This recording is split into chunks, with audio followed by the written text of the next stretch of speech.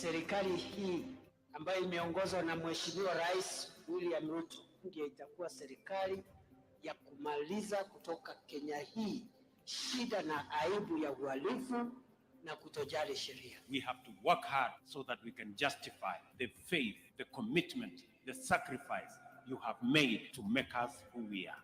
I am really, Your Excellency, very impressed by the Kindiki style of management. Akiamua ni hapa, hata kama ikuta anapitia hapa.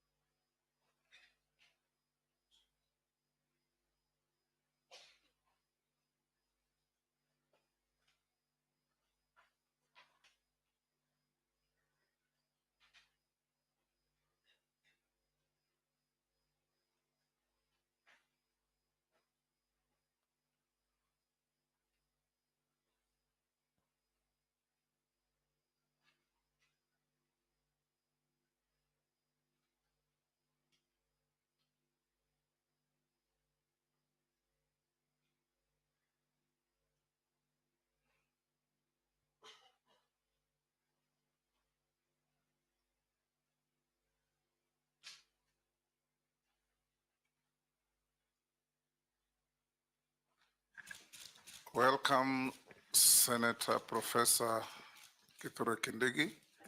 Take your seat. You will take oath after we have made a short communication. Honorable members, our clerk, my deputy, the deputy speaker, members of the press, fellow Kenyans. The Committee on Appointments is established under Standing Order 204 of the National Assembly Standing Orders. It is mandated to consider for approval by the House appointments under Article 152 of the Constitution. In conducting the vetting and approval hearings, the committee shall be guided by the Constitution, the Public Appointments Parliamentary Approval Act, Cap 7F, and other relevant statutes.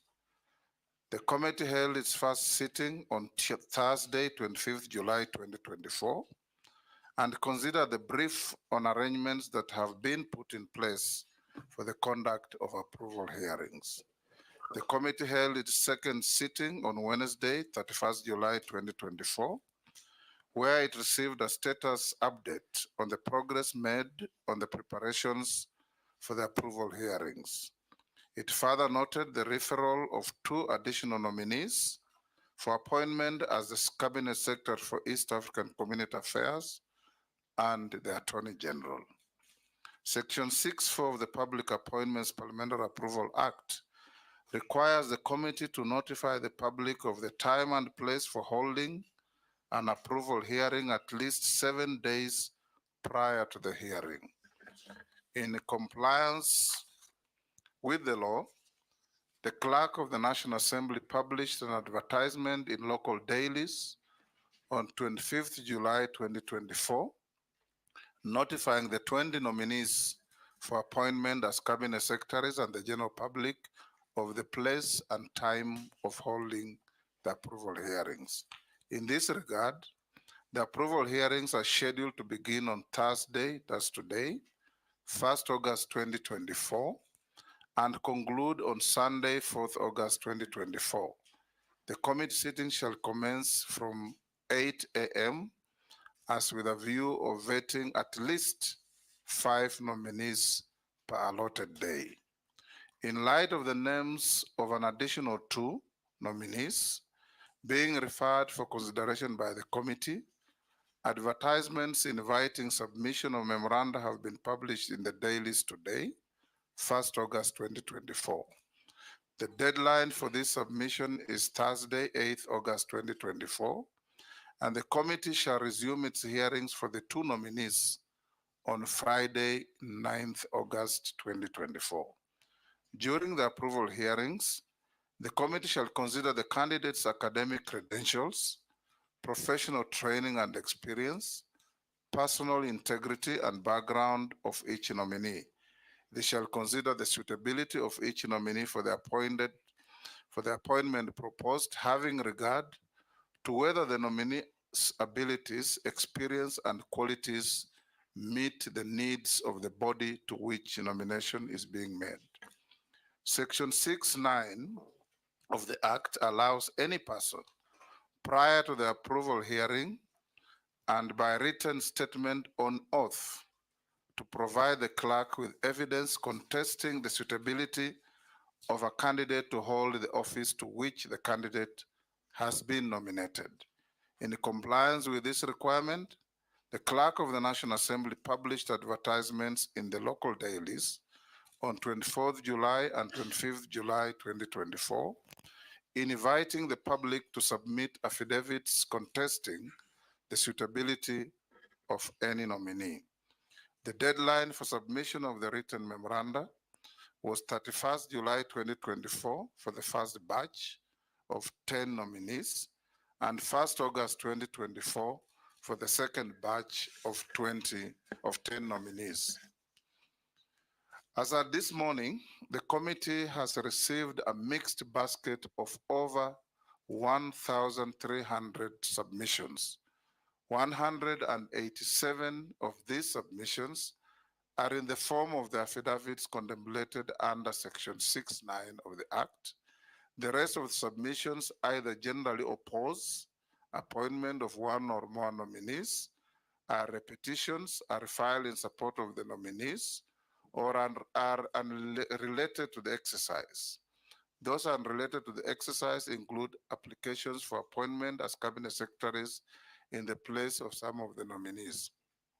Some of the statements, somebody simply writes, I reject. Another one just says, I oppose. Another one simply says, unsuitable, with no reasons and not in compliance with the law. I want to assure the Kenyan public that the Committee on Appointments shall thoroughly scrutinize each submission made with regard to the approval hearings. Where the submissions received are not in the form of affidavits as required by the Act, the committee shall, as far as practicable, include the concerns raised in the submissions in the questions that it will pose to the nominees. It is only through this that the committee may conclusively determine the suitability of the nominees for appointment. It's important to point out also that not all the submissions oppose the nominations. There are some that just say heck for appointing so and so, thank you for reappointing so and so, and so on and so forth. The committee has also received queries from the public on whether it will be conducting the approval hearings for all nominees, including the nominees who have been reappointed to the cabinet. The committee shall conduct hearings for all of the nominees. Under Section 2 of the Act, appointment includes reappointments. Additionally, Section 3 of the Act provides that all appointments done under the Constitution or any other law for which the approval of Parliament is required shall not be made unless the appointment is approved or deemed to have been approved by Parliament in accordance with the Act. The courts have also ruled that nominee vetting is a serious and mandatory constitutional process that must be complied with even in cases of reappointment.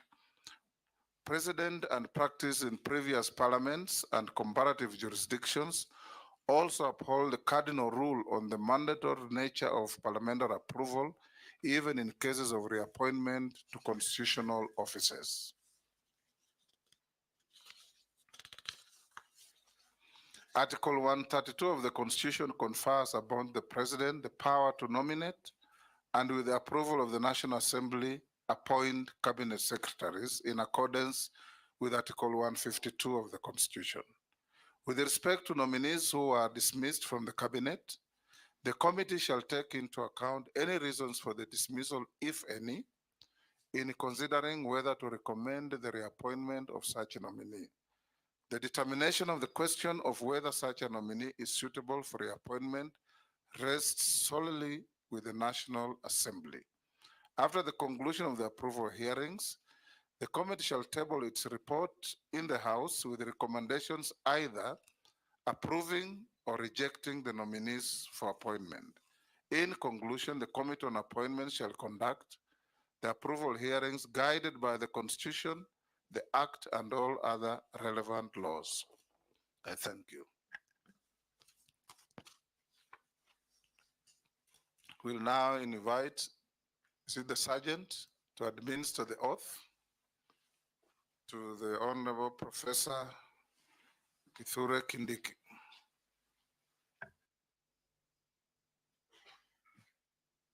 You can take the oath with the Bible, the Quran, or affirm, as the case may be.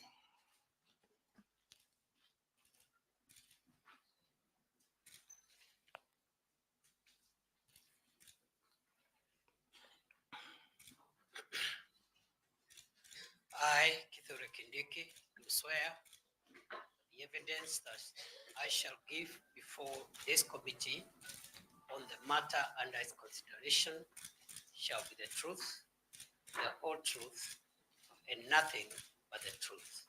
So help me God.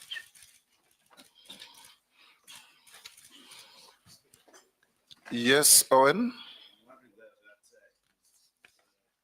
I'm wondering whether that is on record because I don't know whether the mic was on or not. Was the mic on? So probably we need to redo the oath. I thought it was on, but for avoidance of doubt, Professor, you may repeat the oath.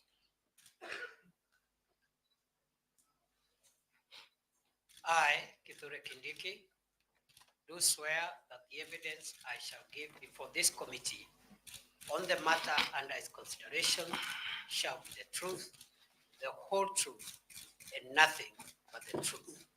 So help me God.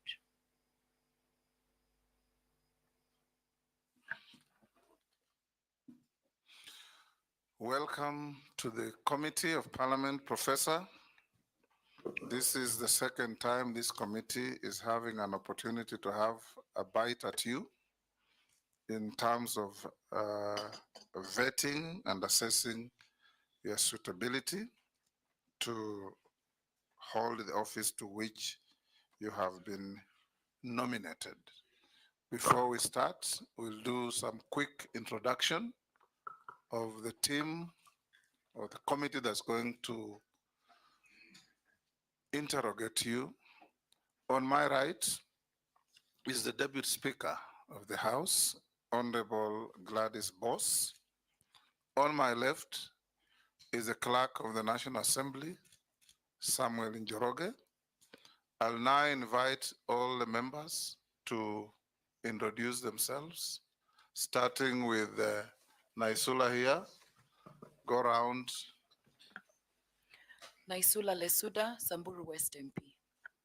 Kimani Shongo. Junet Mohammed. Nelson Koech.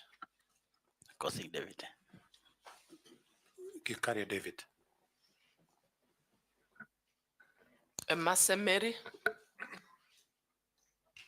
Abdul Rahim Daoud. I'm Ferdinand Kevin Wanyonyi. George Gitonga Murugara. Owen Bayer. Robert Mbui. Stephen Mule. Dido Raso. Abdi Shurie. Mishimboko Likoni. Rehab Mukami Washira. I'm Caleb Amisi Saboti.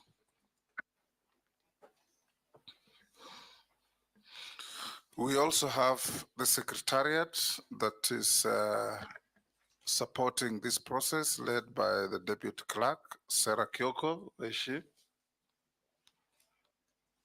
And all those good people sitting behind who will be giving us some behind the curtain support. Professor Kindiki, welcome. Thank you, Mr. Speaker. We'll start by asking you the obvious questions to introduce yourself briefly, stating your name, family background, education background, work and employment experience, your present engagement, and your status of compliance with all the relevant agencies of government that we passed on to you. You have 5 minutes for this exercise. Thank you, Mr. Speaker and honorable members of this committee. Mr. Speaker, my name is Kithure Kindiki. I am 52 years old. I was born in Tharaka Nithi and grew up there, went to primary school there, and upon my completion of secondary education, I studied law. I have a Bachelor of Laws degree from Moi University, which I obtained in 1998. I have a Master of Law from the University of Pretoria, and I have a PhD in International Law from the University of Pretoria, which I obtained in 2002. I am married. I have 3 children, and I have worked in the last 25, 26 years in various capacities. I'm an advocate of the High Court of Kenya of 24 years standing. And in the process of my career, Honorable Speaker, I have worked as a lecturer. I taught at Moi University for 3 years and later on at the University of Nairobi for 9 years. I rose from the position of assistant lecturer until I became Associate Dean of the Faculty of Law at the University of Nairobi. In between, I was head of Department of Public Law. I have been licensed to practice law in Kenya, but also before international courts and tribunals, including the International Criminal Court, where I still remain in the list of Defense Counsel.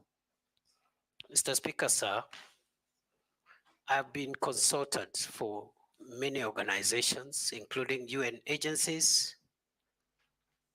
regional organizations like IGAD, COMESA, African Union, East African Community, and also I am a member of a number of professional organizations, including the Academic Council for the United Nations System, the International Association on the Study of Forced Migration, the International Commission of Jurists, the East African Law Society, and the Law Society of Kenya. I submit. Thank you. Status of compliance. Mr. Speaker, sir, I have filed to Parliament through the clerk my compliance with the Higher Education Loans Board, my compliance with the Kenya Revenue Authority in terms of tax compliance.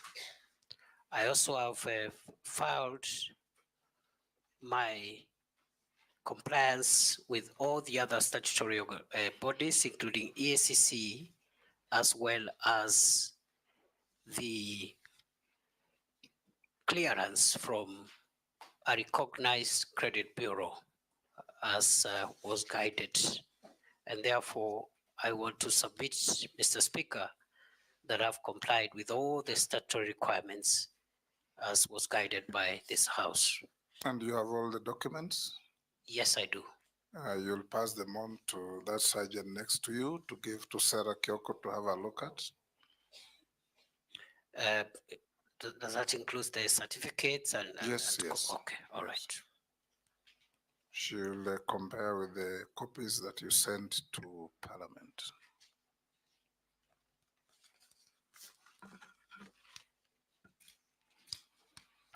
I will now open the session for asking and interrogating the nominee. And I'll give the first shot to the Deputy Speaker.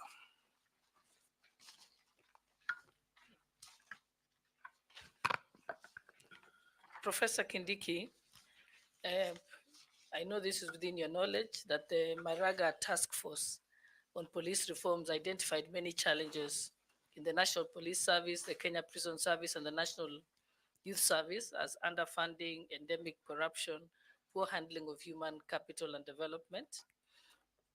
So could you highlight for us some of the police reforms that you undertook during your just ended tenure as Cabinet Secretary for Interior, Internal, National Administration?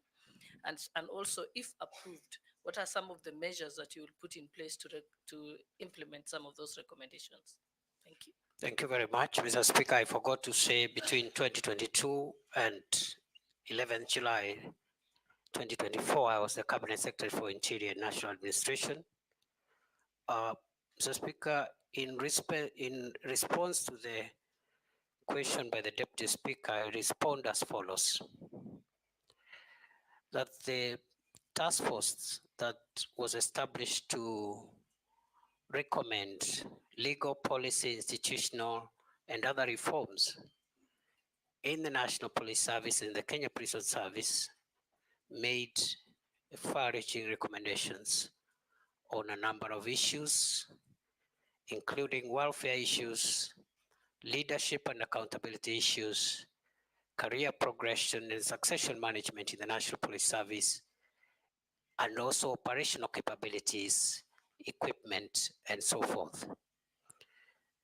Mr. Speaker, sir, that task force recommended 221 recommendations that require administrative action. It also recommended a further 178 recommendations which require funding but do not require any change in law or policy. The task force recommended another 177 recommendations, which may not require funding, but require legislative and policy changes. And finally, the task force recommended 23 recommendations in connection with the National Police Service, not the Kenya Prison Service. 23 of them that require consultations and concurrence, National Security Council. We have, in the period when I have been the Cabinet Secretary for Interior, we have been able to take action on some of the recommendations that did not require legal or policy changes. For example, we've rolled out a police equipment modernization program, which will be rolled out in 5 years. And already under my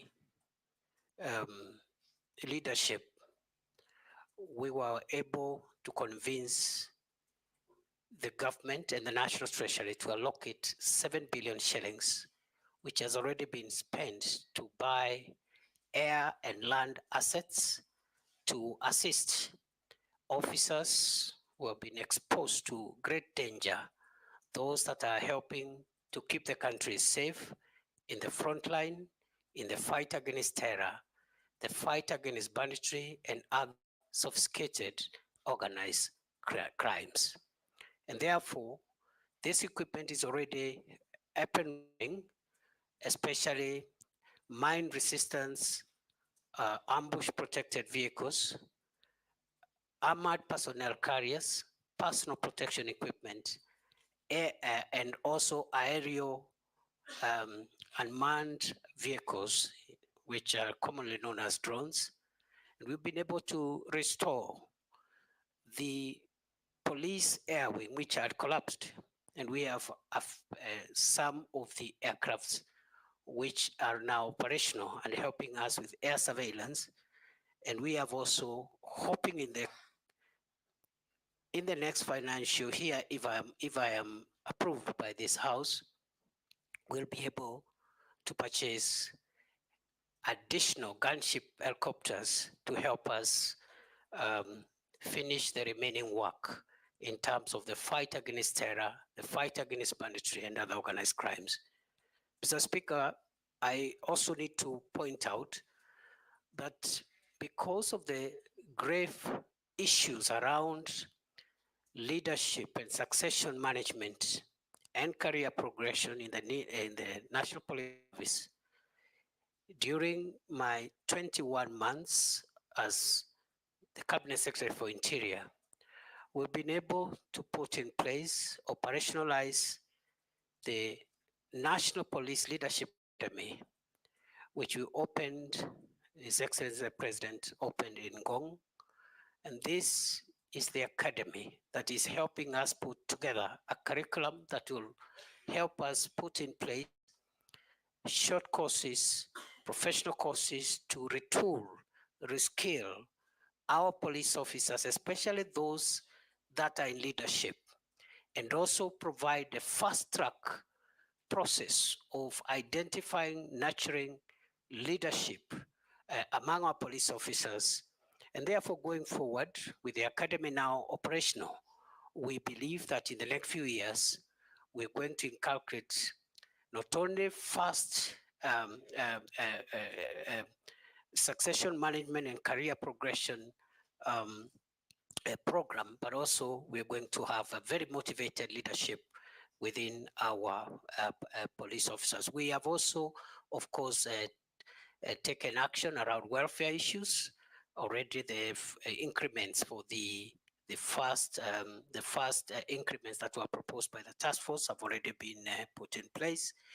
We have also, in terms of giving motivation to our officers, also operationalized the National Police Service Hospital, which is supposed to take care of those who are injured in the front line so that they are not exposed to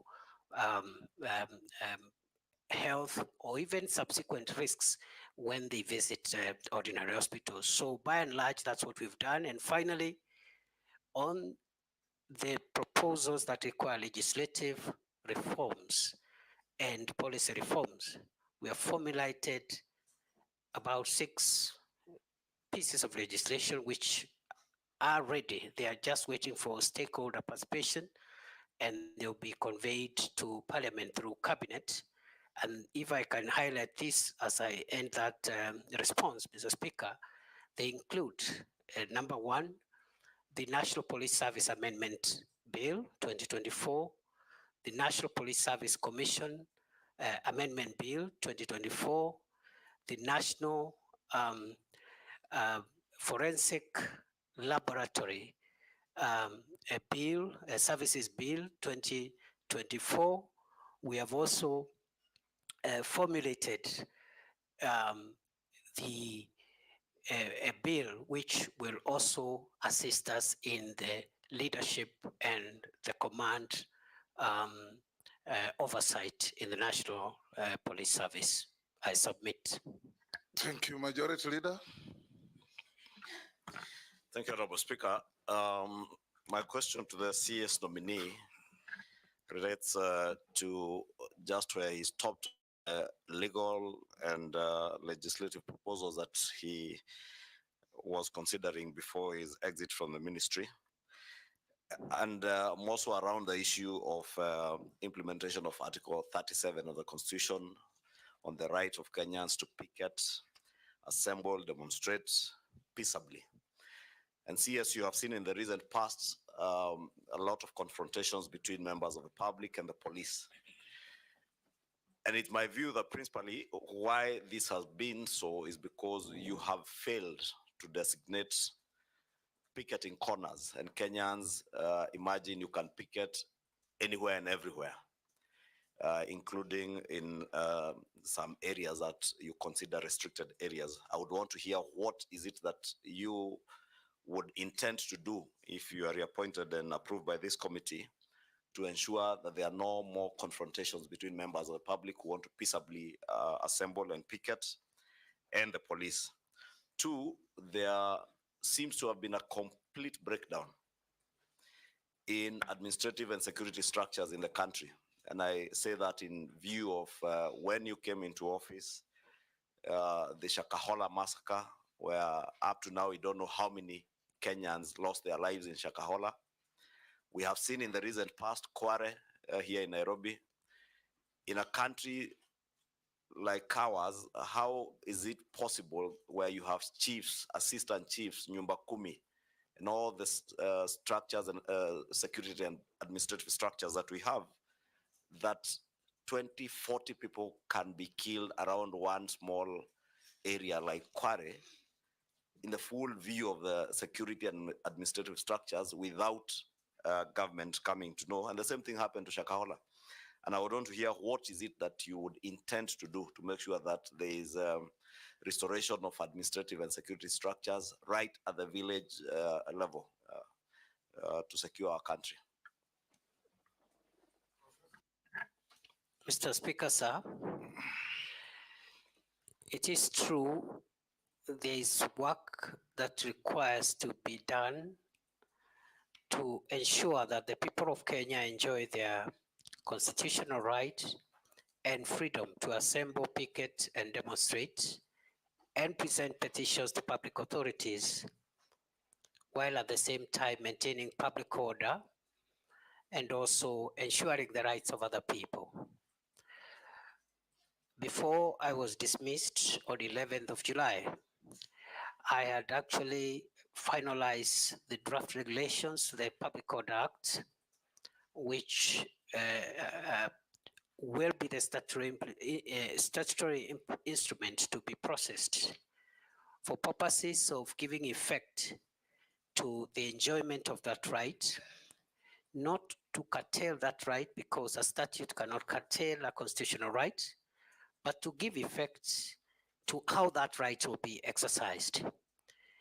Those draft regulations, when completed, will be able to help the police do a number of things. Number one, obligate the police to escort protesters and provide security for them, but also to ensure protesters don't run amok and overrun members of the public who are not protesting. Number three, it will require those protesting to notify the police and tell and also give the number of protesters so that the appropriate arrangements are made. It will also obligate public institutions in all arms of government, all public institutions to designate an area within their premises or within the vicinity of their premises where a group of protesters who want to present petitions can stand, demonstrate, and present petitions to that public office or that public institution. Those regulations also will of course ask protesters to also be responsible for their own conduct, and therefore we hope that if I am approved, this is a low-hanging matter. It's something that we can process in the shortest time possible to avoid a situation like what we've had in the past 1 month of protests which are unmanaged and which have exposed us to deaths and destruction of property and a lot of inconvenience to the people of Kenya. On the second question by the leader of the majority party, it is true that we have experienced a number of security incidents that should not have happened in the first place. And let me say that first and foremost, the Shakahola incident didn't happen when it became public. It happened over quite a number of years, and it's an indictment actually on our ability as a country to be able to prevent some of these sophisticated crimes from hurting our people. I am on record to having apologized on behalf of previous and the present administration for that breach, because the radicalization and the criminal activity around Shakahola began in 2019, 2020. But the manifestation in terms of people dying and being buried was something that happened sometimes in 2022. And the Shakahola incidents will remain the most tragic security breach in the history of our country. We have never had a security breach of that magnitude in our country. We have learned the lessons. 2 days ago, the task force that the president had appointed has helped to give us some of the recommendations on what we need to do to avoid that going forward. But also, we believe that the public officials, including security officers who are in charge, must also have their day in being made accountable. We had proposed the establishment of a commission of inquiry to help us put together the accountability process so that we can have recommendations on prosecution and other action. But the commission of inquiry was stopped by our courts, and we were unable to move. But with or without the commission of inquiry, I want to assure the people of Kenya, if I am approved, one of my priorities will be to make sure accountability for the crimes in Shakahola by public officials, including security managers of all arms, of all agencies of the state, must proceed as a way of making sure that we do not have this kind of thing happening again. It is true also recently we had an incident which is actively under investigations around Kware area. Again, the same reasons, gaps in the Ngao and Nyumba Kumi structures, and also our intelligence collection ability. And I just want to say that now that we have finalized the proposals and we know what we need to reform our National Police Service, my next assignment, if I am approved by this House, will be to initiate far-reaching reforms in the national government administration system to ensure that we restructure the Ngao system, make it more responsive, modernize it, and distribute it to the lowest level in a manner which helps us to avoid incidents like this when we have serious security breaches, yet we have government officials paid by the people of Kenya to make sure that the country is safe. So I want to admit those were very unfortunate incidents, and national security being a work in progress and a perpetual project, we have learned the lessons, and we are going to make sure that we strengthen and seal the gaps to ensure that we make our homeland safer than it has been before. Thank you. Minority Leader. Thank you, Mr. Speaker. Mr. Speaker, I would like to ask the nominee, Professor Abraham, that, Mr. Speaker, Mr. Chairman, he is one of the two people who have been reappointed to the cabinet to the same docket that they were serving previously, the last 2 years. I want to ask you a question, Professor, that what do you think makes you feel that you can serve in that docket again? Because why I'm asking that question is because if you look at what happened in the last 2 months in this country, the demonstrations and the kind of thing that happened, in my view, you look like somebody was lost. Your presence was not being felt. Your omnipresence was not being felt, if I may say so, because you could see abductions were happening, human rights abuses were happening, but the minister's voice was not being heard in that situation. What do you think, what makes you think that you can serve again in the same docket? But the next question is that you have also seen widely, you have been widely accused the last 2 months or the last 1 year that you've presided over human rights abuses from time you've been appointed CS till last month. Particularly what happened, for example, on 25th of July, 2024. And also during the Azimio demonstrations last year. More than 75 Kenyans lost their lives. And last month also, more than 50 Kenyans lost their lives. So there's a feeling that the national police response to protest is stuck in the old way of doing things. So the question is, to what extent do you think ministerial responsibility for the brutality meted on Kenyans by security organs? At what level do you think you can take responsibility for that? What new ways are you going now to do to stop that?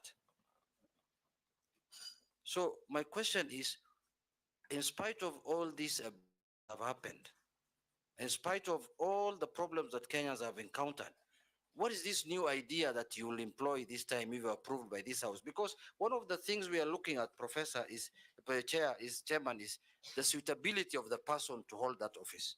What makes you think you are suitable in spite of all those problems that you have encountered the last 2 months? Thank you, Chair. Professor, proceed. Thank you, Mr. Speaker, sir, and honorable members. I was in office for 21 months, 623 days. I can account for each and every day of my stay in office. I woke up every day, and my focus has been to ensure that our country is safe. I have risen before dawn every day, including Sundays, and gone to sleep very late, simply because of the demands of our homeland security. I believe that I am suitable for reappointment because during those 21 months, during those 623 days, I have been able to keep the country fairly safe, especially in the fight against terror. Previously, we had an escalation around 2021-2022 of terror attacks in northern Kenya and the Boni Enclave. And in the past 2 years, approximately, we've had stability in northern Kenya and Lamu. I believe I am suitable, Honorable Speaker, because the crime of banditry has been reduced significantly, in my estimation, by more than 75%, even if pockets of insecurity continue to be experienced. And we do know where the gaps are and what needs to be done to even bring this problem to a complete end. Mr. Speaker, I have visited all the 47 counties, some of the counties numerous times. I've been to Lamu 21 times in 21 months. I've been to Samburu 8 times. I've been to Baringo 13 times. I've been to many other counties. And therefore, I have not been lazy. I've been diligent. And I've conducted myself within the parameters of Article 73, which requires me to conduct myself in a manner that brings honor to the nation and dignity to the office I hold. I have worked with officers at the headquarters, but I've also sat down in numerous meetings to work with officers at regional, county, and sub-county levels to make sure that we share decision-making processes and decision implementation processes.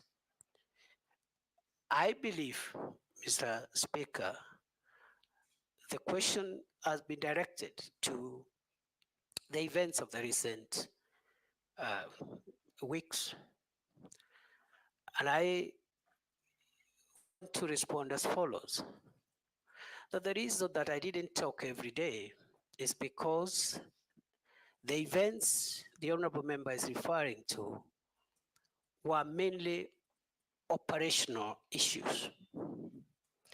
The work of the minister, the Cabinet Secretary for Interior, as envisaged in Article 245 of the Constitution, is to give the organs of national security that fall under that ministry policy, direction, and policy guidance.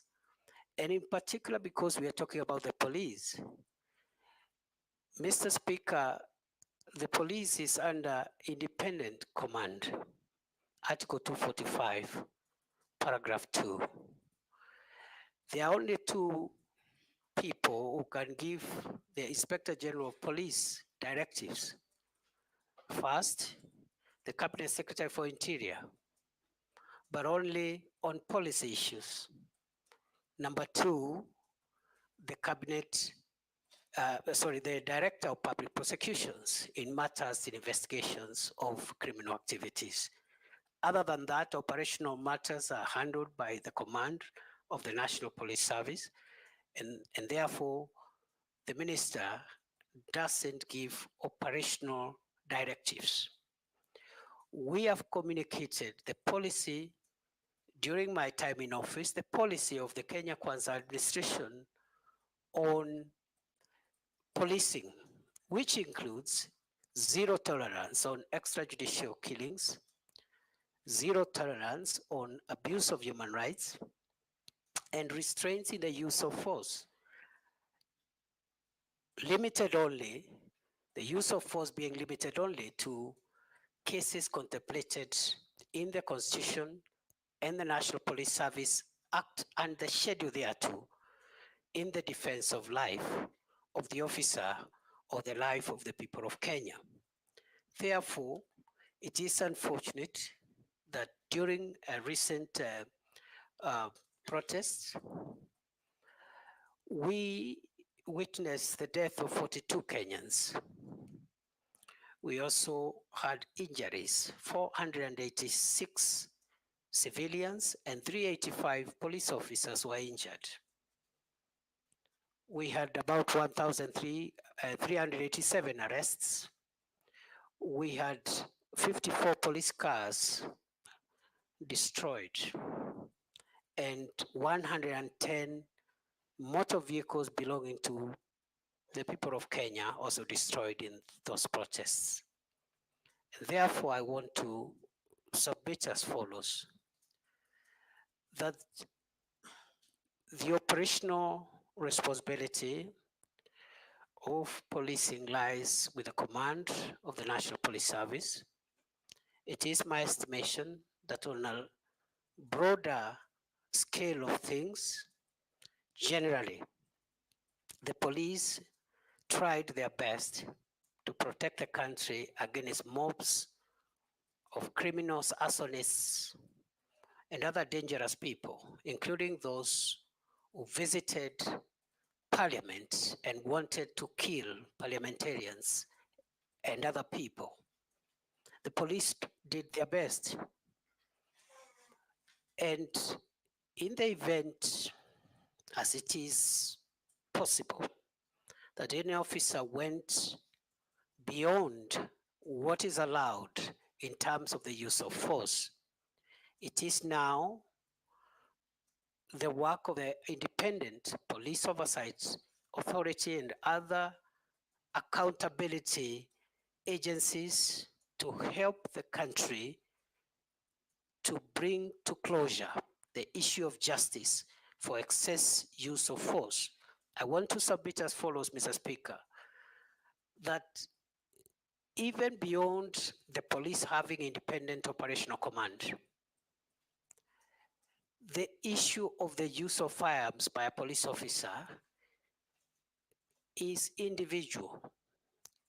If you read the National Police Service Act and the Schedule 6 to that Act, every police officer has individual responsibility on how they use firearms. You cannot, the Inspector General of Police will not be there to tell the police, the officer, shoot this one, don't shoot this one. There will be an operational order that will generally guide the police officer. So the accountability of the IG will be on the operational order, which is publicly available, whether that operational order met the constitutional threshold, but the use of force by individual officers is an individual responsibility issue.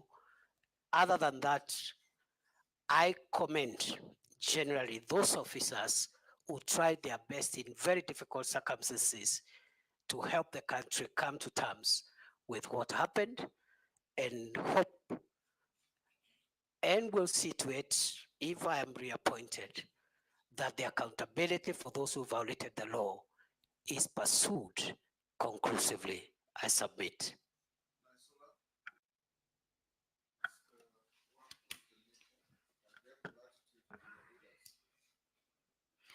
Thank you, Mr. Speaker. This question will just require yes or no. So then I'll be able to ask the next one. So Professor Kindiki, are you aware that for the last 2 years, we have internally displaced persons in parts of the North Rift, that is Samburu County, parts of Baringo, Elgeyo Marakwet, and other parts of the North Rift? It's a yes or no? Yes. So if this committee finds you suitable to hold this office again, what measures will you put in place to see that these families go back to their homes, and especially going children will go back to school and people can go back to their homes and live peacefully? Mr. Speaker, allow me to ask the last question, which is also, are you aware that there are people in the North Rift who were killed in broad daylight, in marketplaces, in towns, for example, in Samburu West, in Suguta town? There have been abductions, and this current administration, which you served in, during its campaigns and has continuously said that you will not have issues of abductions, issues of extrajudicial killings, but I want to put it across to you that it has been happening. There are people in those counties who are missing to date. They have been abducted. I want to ask you whether you're aware, and we have sufficiently been informed that it is alleged that it is security officers who have abducted these people. Is that one of your measures of ensuring insecurity is settled in these areas? And do you think, as a professor of constitutionalism and ensuring we follow the Constitution, is that the right way in ensuring fair justice even to those who are accused? Professor? Mr. Speaker, now that the kinetic operations that we launched in February 2023 has yielded significant fruits,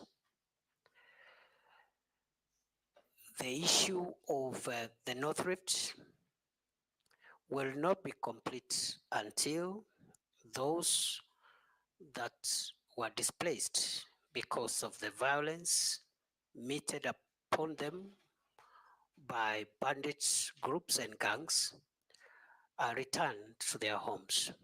And therefore, it is going to be my priority, if I am approved by this House, to make sure that in line with the rights of every Kenyan under the Constitution and the relevant instruments, including international instruments on the prevention of internal displacement, we're going to resettle, facilitate the resettlement and reintegration of all communities that were displaced by the menace of banditry. Secondly, I've been asked to respond to the allegations about abduction. During my tenure as minister, I made it clearly, I made it clear to the police that abductions, extrajudicial killings, and extra constitutional means of apprehending offenders is against government policy, is against the Constitution, is against international law. I must hasten to say my observation, because I've been in the front line more than any other place, especially in North Rift, in northern Kenya, and the Boni Enclave. The officers who served in the special units in counter-terrorism and counter-banditry, the formed up units have been quite professional generally. But just as I've said in the previous question, in the event there are any infractions, there are any reported infractions and excesses by the special forces that are helping us to fight banditry, again, IPOA and other accountability mechanisms must be put in place to ensure that we do not spoil the very good work that is being done by our officers in the front line. Some of them have died, others have lost limb, officers have been destituted. Point of order, Chairman, I was saying that, the nominee is a professor, and professors teach in the university, so he can answer questions like somebody who's in class teaching us. I was requesting through the chairman that he can do faster. Chair. Professor, be concise and precise and to the point. I submit. Thank you. Nelson, we'll just come around. Yes. Thank you, Honorable Speaker. Professor Kindiki, it's unprecedented that twice in 2 years, we've had to apply Section 241 of our Constitution in deploying our officers, our military officers, to back up the police, both to quell the protest and initially sent to the North Rift. What exactly is the state of our police force?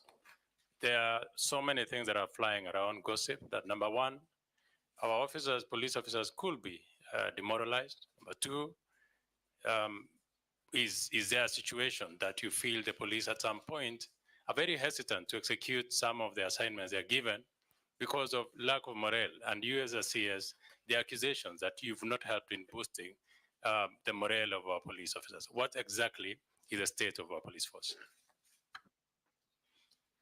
Professor? Mr. Speaker, yes, we have applied Article 241 twice. And I think there is nothing abnormal with that, Mr. Speaker, because that is why that article exists. So that whenever there is need, the National Police Service may request the support of the Kenya Defence Forces to handle either an emergency or a disastrous situation. On the case of the North Rift, it was important to get the support of the KDF because at that time the National Police Air Wing had collapsed. Right now it's operational. We didn't have air assets.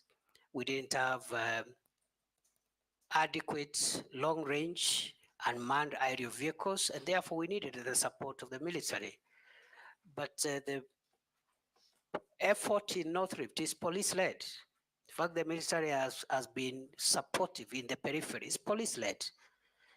Even in terms of numbers, we have 4,500 police officers against less than 1,000 KDF officers. With regard to the recent emergency we had, again, what we had on 25th of June was unprecedented. And our calling of the KDF was simply to put them on standby should they be needed. And you've seen they have not been needed. But it was a precaution because the criminals who wanted to burn parliament were also threatening to burn State House and other critical installations. So if that was not reason enough to put KDF on standby legally, I don't think any other situation would have met threshold, because what we faced in the last month, in our view, was existential threat, not just to the arms of government, but to the state itself. And therefore, the police is in good shape. There are issues of welfare, which we are handling. I've already mentioned about the salary increments, which we have started implementing. There's issues around housing. There are also issues about leave and so forth and so on. Medication, I've just talked about the hospital that we've established for them, fully fledged level 4 hospital. We have one for the border police again, which again we operationalized under my leadership in Kanyonyo for the formed up units.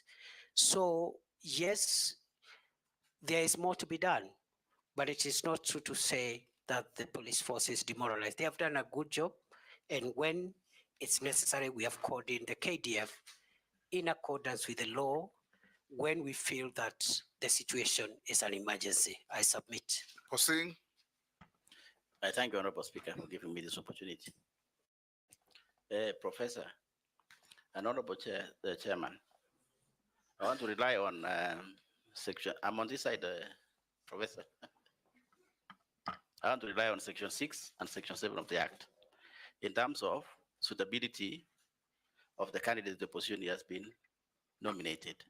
And in this respect, Honorable Speaker, I want to take the minister in terms of suitability on his credibility in terms of respecting what he says, in terms of implementing what he says.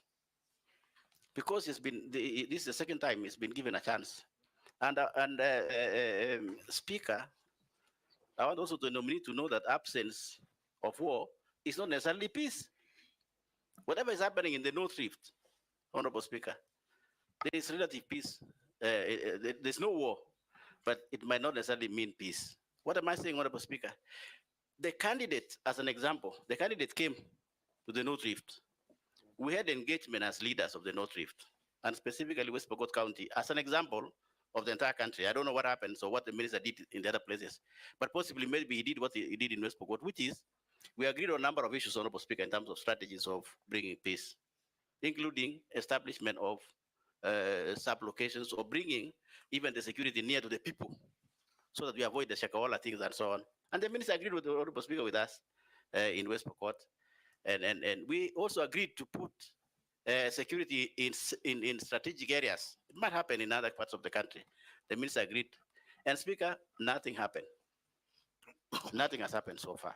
Now, if Parliament sees it fit and approves the minister again for this position, what's going to happen? What is the minister going to do different, Honorable Speaker, to gain credibility among people, among Kenyans themselves, who might feel that the minister lied to them? And finally, Speaker, take home for the minister.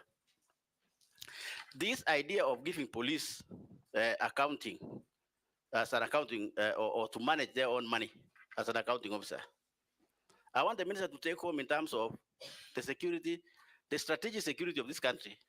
What does that mean in terms of security of this country? Going into the future, there are critics, Honorable Speaker, that say, how do you give the police the gun and you also give them the money? what's going to happen? It might pose a serious security in this country going forward, maybe many years in the future. I thank you, Honorable Speaker. Professor. Thank you, Mr. Speaker. Mr. Speaker, it is true Those that are just two simple questions. Did you honor what you did and said in Pokot? And is the police fund tenable? Very simple. Mr. Speaker, it is true that some of the things that I promised have not been realized, especially the issue of operationalization of new administrative units. But it is also true that some of the things I promised have been realized, and I thought the honorable member would be kind enough to notify the House and the country that during the same consultations, I had promised that we will provide, train and equip 200 National Police Reservists for West Pokot, which we did. Number two, we had promised to set up a security camp at a place formerly called Lami Nyeusi, which is now called Lami Nyeupe, which we did, and so many other things we did. But the issue of the units is outstanding, and not just for West Pokot, but also for a few other counties, including some parts of Baringo, Samburu, and a few other counties that did not benefit from the operationalization of units. And that is work that we are going to complete if we are reappointed. On the second question, I do not think there's a problem with giving the National Police Service money and control over resources relating to their operations. The operational budgets of the police must be run by the National Police Service themselves and not by the ministry, not by the Office of the President. And in my view, if there are issues of lack of effectiveness, it is not because the police have their own budget. If anything, it should help them even work more efficiently. Therefore, the question should be, now that the police have their operational budget, what prevents them from serving the people of Kenya in a better manner? And those are issues that we'll be looking at if we are reappointed. Because Parliament oversights the use of that money. Gikaria? Thank you, Chair. Professor Kindiki, in the recent past in this demonstration, two young men, Michael Kirunga Nyagodhie and another young man called Kevin Maganga, were shot dead in Nakuru. The family has been trying to get some information from IPOA. It is alleged that the IPOA is not receiving required information from the police service. This has posed a great challenge to IPOA executing its oversight mandate. If approved for this appointment, Honorable Kindiki, what steps will you take to ensure that the two institutions work seamlessly for the benefit of Kenyans? And secondly, how will you strengthen IPOA so as to execute its mandate? Second, the Honorable Chair, is about urban criminal gang activities. In the urban areas, particularly in Nakuru, a criminal gang called Confirm, which by what the citizens claim has brought about 5 deaths in every month and hundreds of injuries. Maybe if you're approved and confirmed, what are the steps that you'll take to reduce the increase of criminal activities in urban areas and particularly in Nakuru, specifically the confirmed criminal gang? Thank you, Chair. Professor. Mr. Speaker, on the first issue, the relationship between IPOA and the National Police Service is an ongoing conversation, and it's not unusual. It happens all over the world that the police and the bodies of oversight to them have normal institutional tensions. We have, during our tenure in office, we have encouraged these institutions to work together because each one of them is playing an important role. It is the same problem we had between the police service and the Police Service Commission. And we did a lot of work and around that and were able to get a win-win situation where the commission and the police service are working together. So we'll apply the same methods if we are reappointed to make sure that IPOA gets the support it requires from the NPS. And going forward, we will support IPOA in terms of more resources, more capacity, but also just brokering the institutional goodwill between themselves and the police. The second question, Mr. Speaker, is on the criminal gangs. It is true.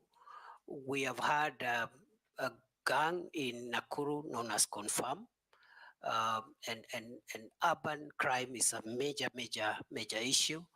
When I took over as CS for Interior, October 2022, there was a lot of gang violence and gang crime in Nairobi. We've been able to reduce and suppress the Nairobi urban criminal activity significantly.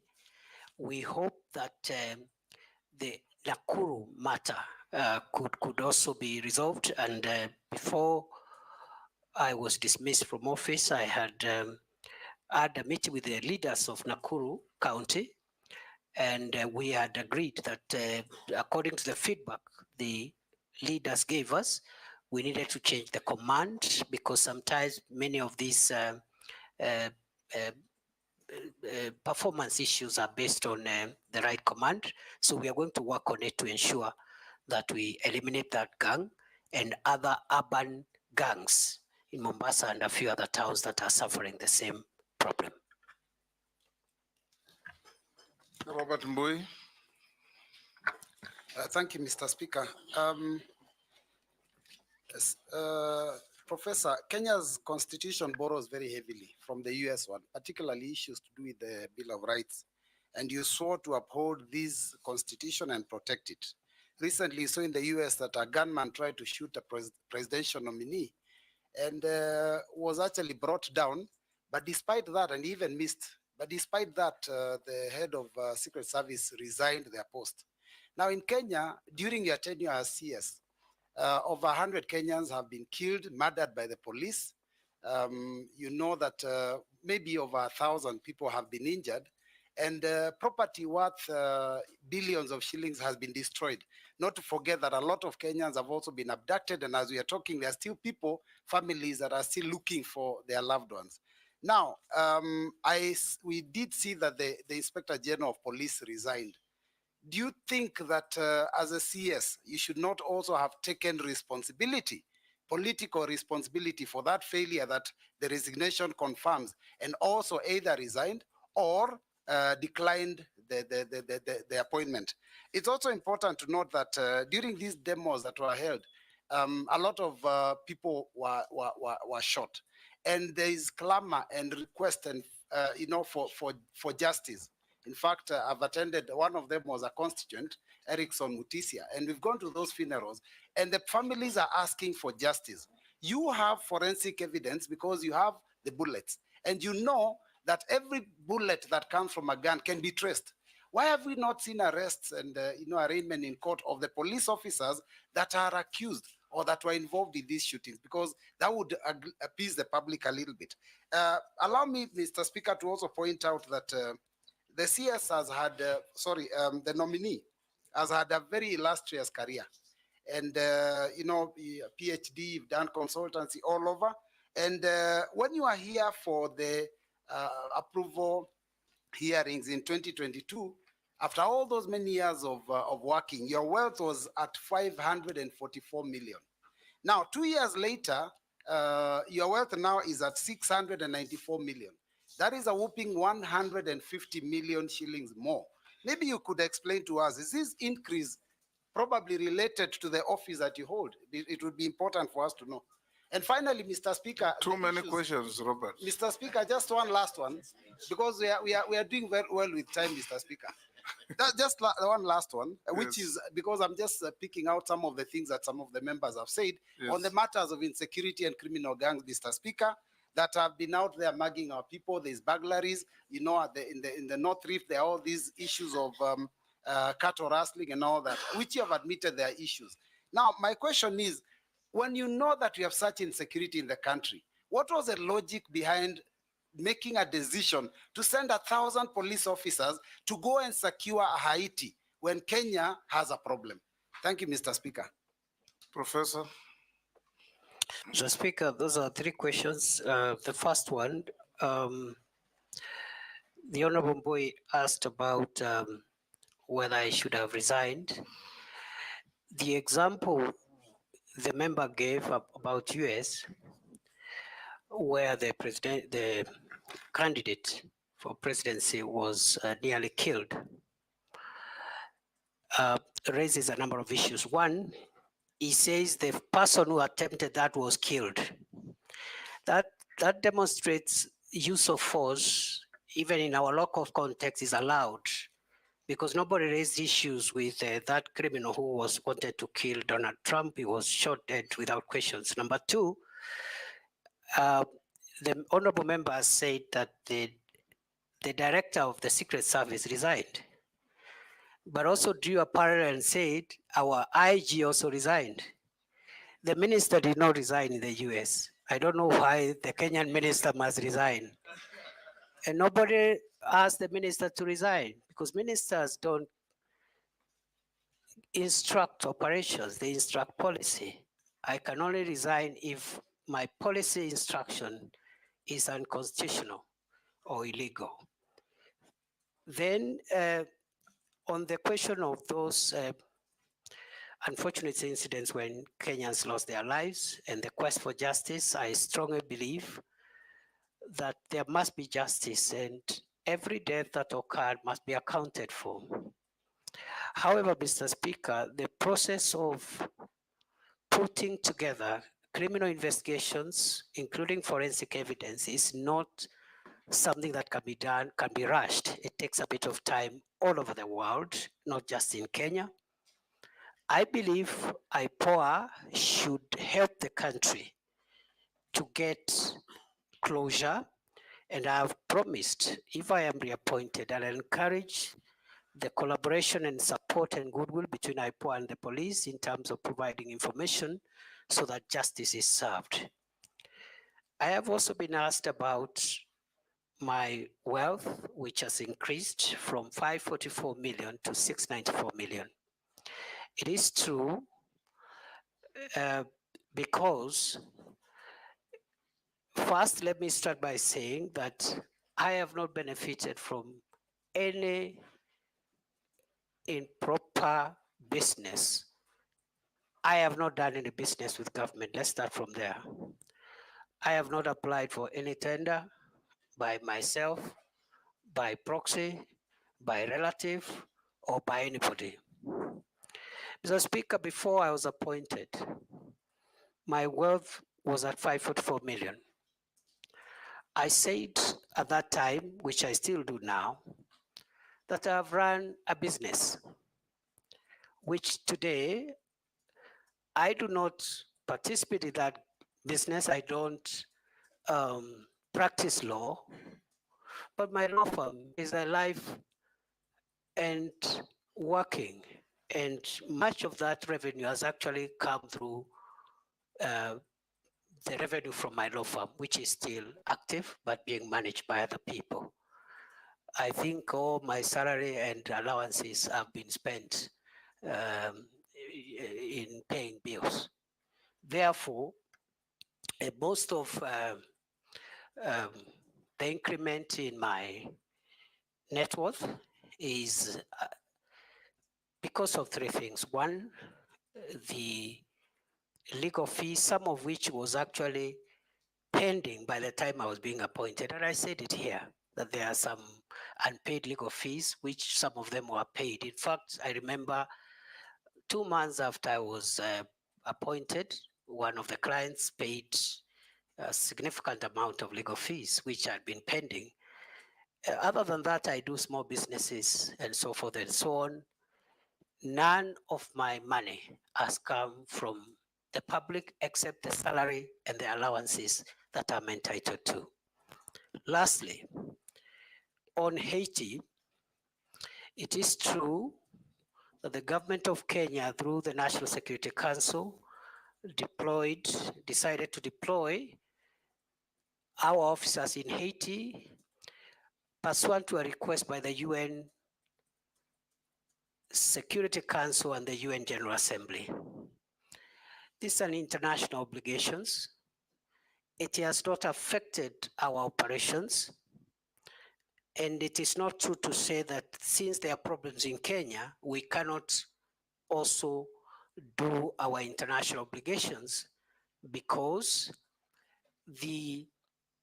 all countries in the world do have security issues. They have security matters. Even the country you consider safest has its own security matters. And therefore, it is a great honor for our officers to serve in Haiti. So far, they are doing a good job. I believe they will profile Kenya properly. They will bring honor to our country. And that deployment has not affected our operational capabilities. I submit. Thank you, Speaker. Thank you. Don't be like your neighbor. Ask one question. I'll ask only one question, Mr. Speaker. Professor Kithure Kindiki, in your first stint as CS Interior, you are associated with strong statements such as "we will crush you," you'll be met with the full force of the law, "we will deal with you firmly and deadly," and many other words like that. Statements which seem to fuel police extrajudicial action. And Kenyans have taken notice of such statements that probably they fuel police extrajudicial action and the use of excessive force, because if you tell people we'll crush you, the police will crush you. That's what it will entail. As you see now, there's a new awakening in this country about what public officers are saying. How different will you be if we approve you? Secondly, you are also the civilian face among the police and the security organs that we have.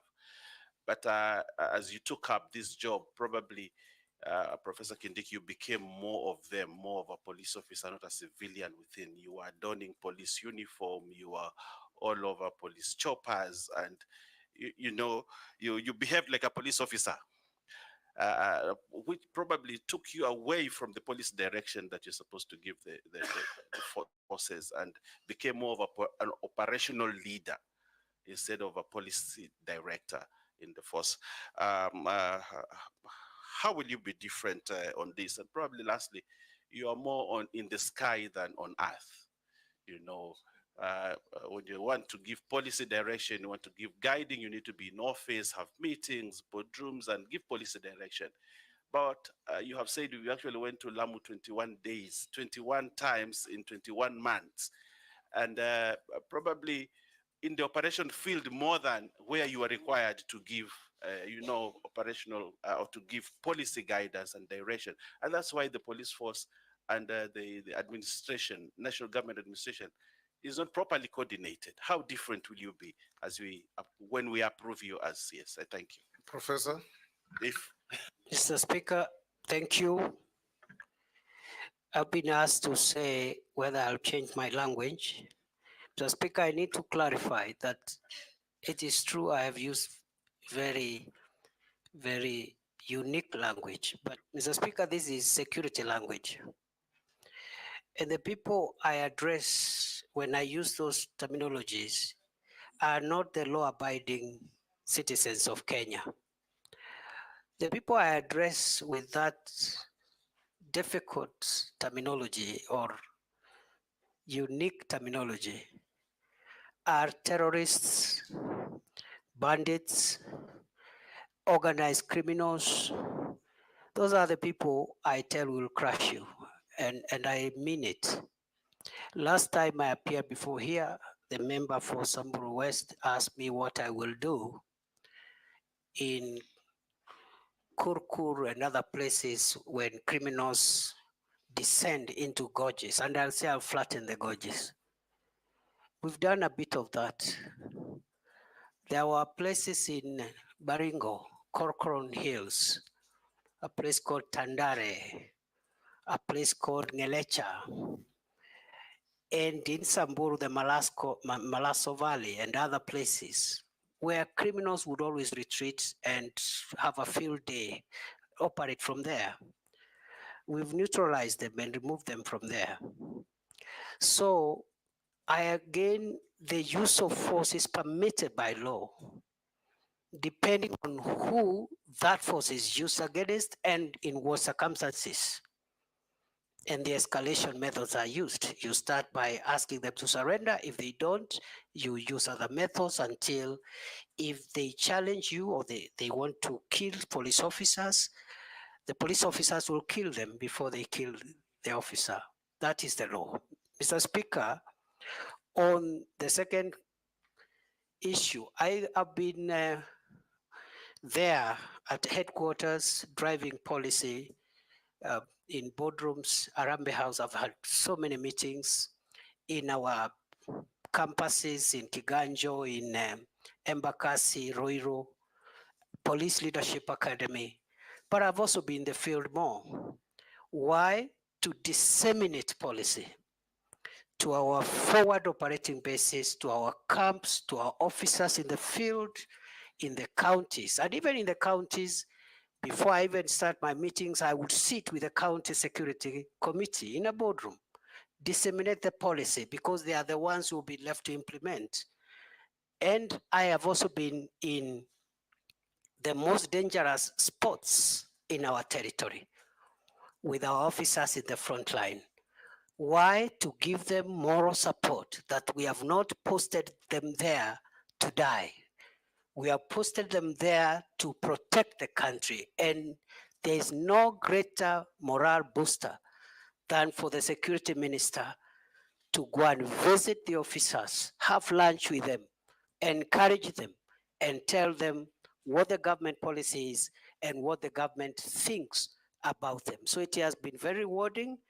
I will be back in the normal manner, but I will of course balance between my headquarters work and also the field work. Lastly, I've been asked to land. I have landed. For every flight, I have landed. And finally, on the issue of uniform, what I wear is tactical attire because there are some things which protective clothing that you need tactical wear to be able to have protective clothing and protective facilities because you're in a dangerous situation. I don't wear that on the streets of Nairobi. And also, I have been in not just police helicopters, but military helicopters because the law provides that the security minister be facilitated when he is in dangerous situations. The Minister for Interior, the Minister for Defense must be facilitated because the nature of our work is we are exposed to risk and danger by virtue of office. Otherwise, I do not fancy it's only that it's all in a day's job. Murugara. Thank you very much, Mr. Speaker. On a CS, CS nominee, let me take you away from the police officers, the bandits, and all these other insecurity matters you're dealing with, back to national government administration. I recollect very well that when you were here, we actually questioned you on it lastly during the vetting and emphasized that the nerve center of the national government administration is in the villages. That we do have very serious workers in the villages who possibly are not recognized by the national government, but who play a key role in the service and security provision and everything else so that we can avert incidents like the Shakahola and the quarry incidents we've talked about. Here, I'm talking about the village elders and the Nyumba Kumi workers whom you use extensively 24 hours every day, every month, and every year, and in a form of service which is very similar to servitude or some form of modern day slavery. These people are not remunerated. Your response that time was that a policy was going to be put in place immediately and that they would actually start getting a form of remuneration. The question I have to you is, how far has that gone and when should these people expect their paycheck? Whether check, whether M-Pesa, whether whatever is going to be, when should they expect to be paid?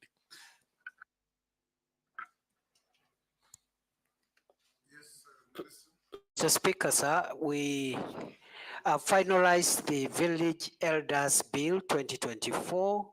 It is one of the 12 pieces of legislation that are awaiting cabinet approval for transmission to Parliament. And therefore that matter will be sorted out in the shortest time possible. I submit.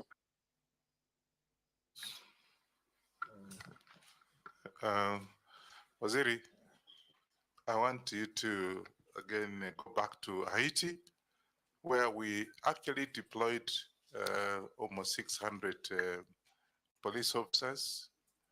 My fear now is that with what is happening around there, the fact one of my voters at home has one of his son actually deployed. And the question is, how secure? Do you have special security insurance for this particular, just in case something has happened? Of course, that has led to a deficit of police officers. That's why when you had demonstration here, you had to get in the army because we don't have enough police officers so because some of them are away. Secondly, I also have had a case in North Rift. In fact, my colleague is just walking in. The North Rift, where you have this police reservists have been disarmed. And yet we have problem in North Rift. And those are my borders, and we have that problem. And yet you have actually disarmed the police reservists. What are you doing about that? Professor, will take Dawood, note the questions.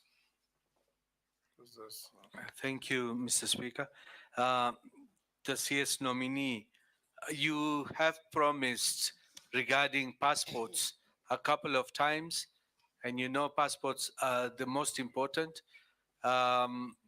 You initially said within a day, within a week, within 2 weeks, but apparently the passport issue has not been sorted out.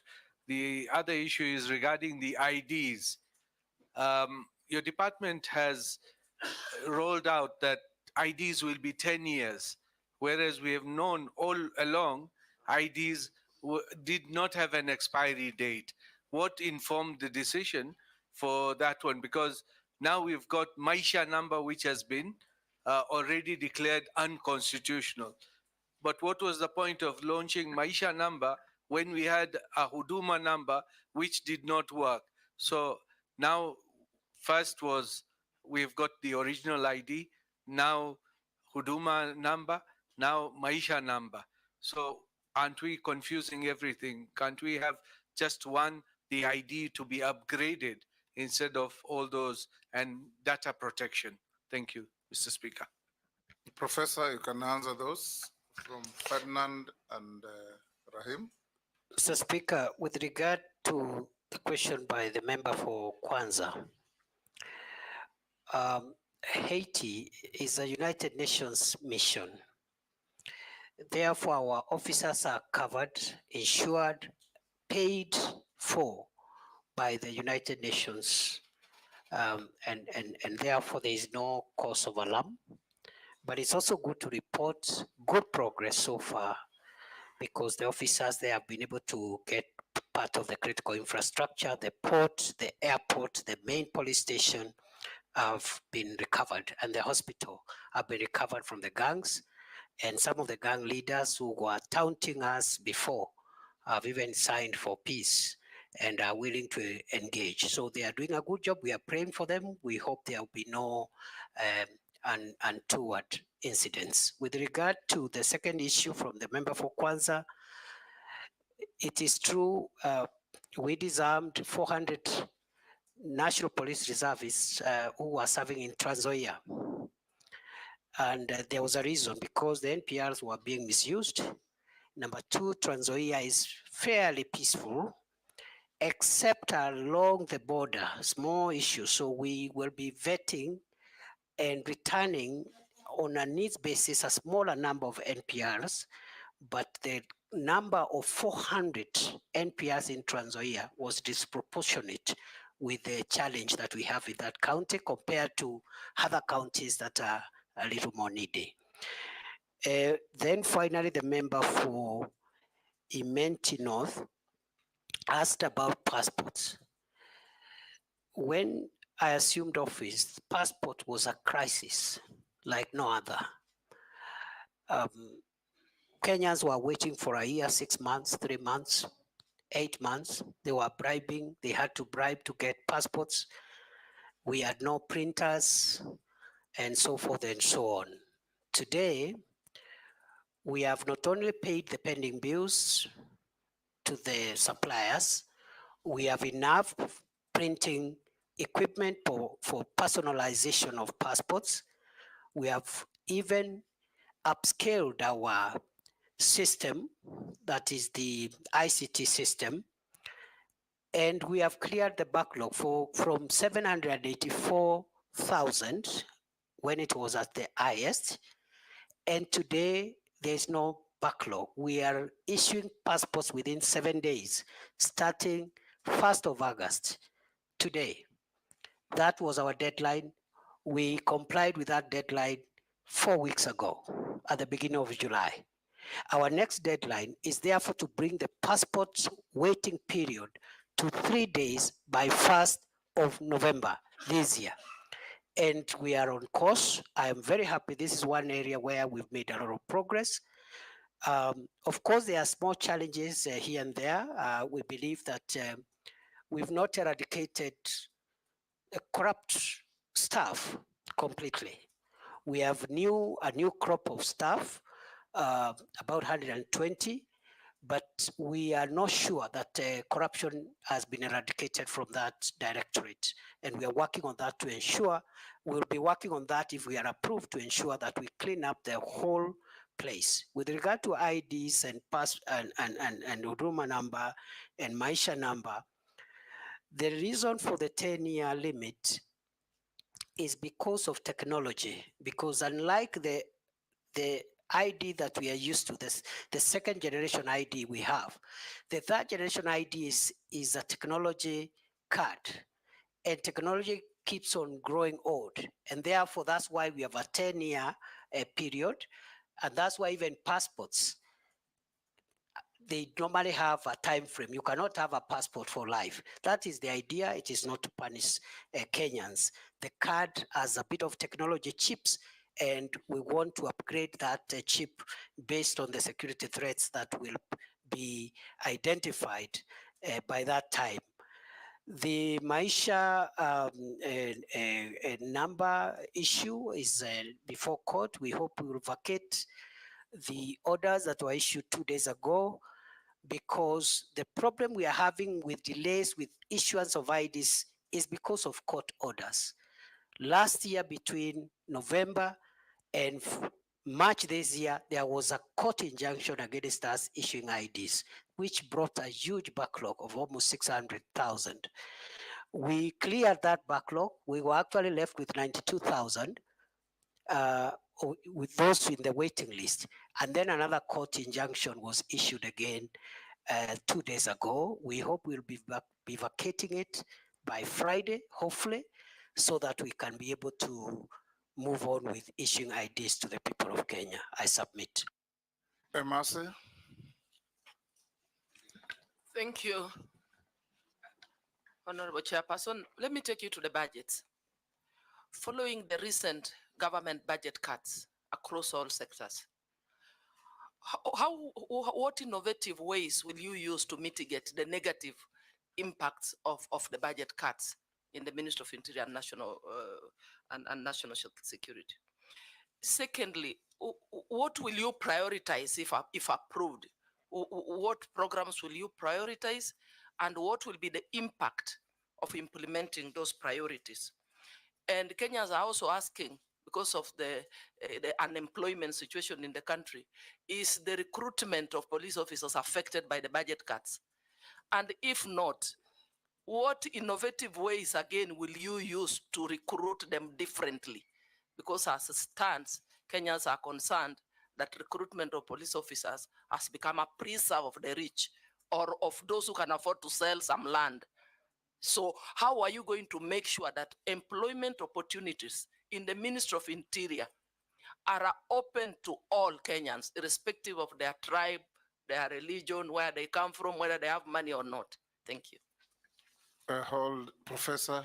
Yes, Missy, take those two. Thank you, Mr. Speaker. Prof, you'll go down the history as the first minister to be vetted twice in one term, one presidential term. Of course, the others who are coming, but for now you are the first, and that history will not be, will be there forever. And I'll take you back to what you said in the Senate, that history is replete with strong and powerful dictators who were brought down by the power of the people.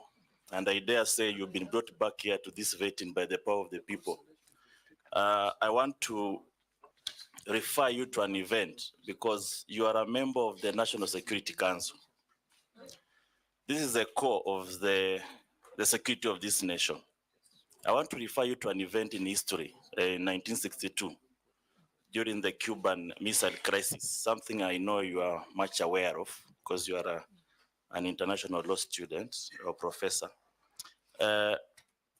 During this time, the then president of US, JF Kennedy, had a standoff with the Soviet Union, Nikita Khrushchev. And there was an ex-com committee members, comprising of 14 members, almost akin to what we have here as the National Security Council. All those 14 members agreed that to deploy.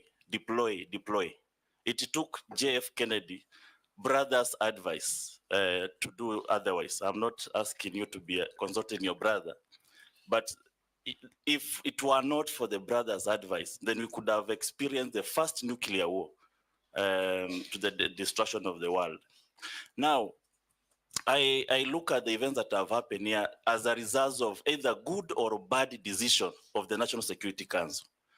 And just like somebody said that there is always an inclination towards consensus, even if a decision is bad, that the committee of people could easily incline towards psychological consensus to the destruction or to the results of a bad decision. Does National Security Council of this republic also suffer from groupthink? Groupthink in a way that there is no devil's advocate to give an alternative decision making that can save the country. Then, Speaker, if you may allow me the last, very brief. You've tried to explain the donning of the uniform, the police uniform. What surprises me, Prof, is that you give instructions to police, you give press conferences, you are adorned in the uniform of the police. But when it comes to the crimes committed against humanity by the police, that's where you say the police are independent. How independent is your uniform? Professor. Thank you, Mr. Speaker. Mr. Speaker, with regard to the budget cuts, we will prioritize what we consider the 5 biggest national security threats in our programming. And those are the threats of terror, organized crime, drugs, the need for drug controlling narcotic drugs, the fight against climate change, and also extremism in its various forms, religious, political, or whatever extremism, because extreme behavior can annihilate the nation. With regard to recruitment, going forward, we will ensure that each and every Kenyan, boy or girl who is recruited, can be accounted for. Because in the past, we've had so many claims of corruption and so many claims of favoritism, and therefore going forward, it's going to be demanded from the police that they account for every recruitment slot that they fill. We have a big problem of corruption in the country, and we hope the National Police Leadership Academy and the programs we want to put there as we look for succession management and new managers of security will be able to fight corruption in the National Police Service. Mr. Speaker, the Honorable Amisi asked me, I think the first was just a comment. He said, I've been brought here by the power of people, and I want to say happily, yes. Happily, yes. With regard to the second, and I say happily because it's important for public officials to be put under scrutiny and be measured using the highest possible threshold. So I have no issues, I have no problem. Even if I'm brought here 20 times, I will happily come up and try and explain myself to the people of Kenya and to the representatives of the people of Kenya. I've been asked, the second one, the last one from the Honorable Amisi was on whether the National Security Council is suffering from groupthink, and the answer is no. I submit. Mukami? Honorable Mukami? Thank you, Honorable Speaker.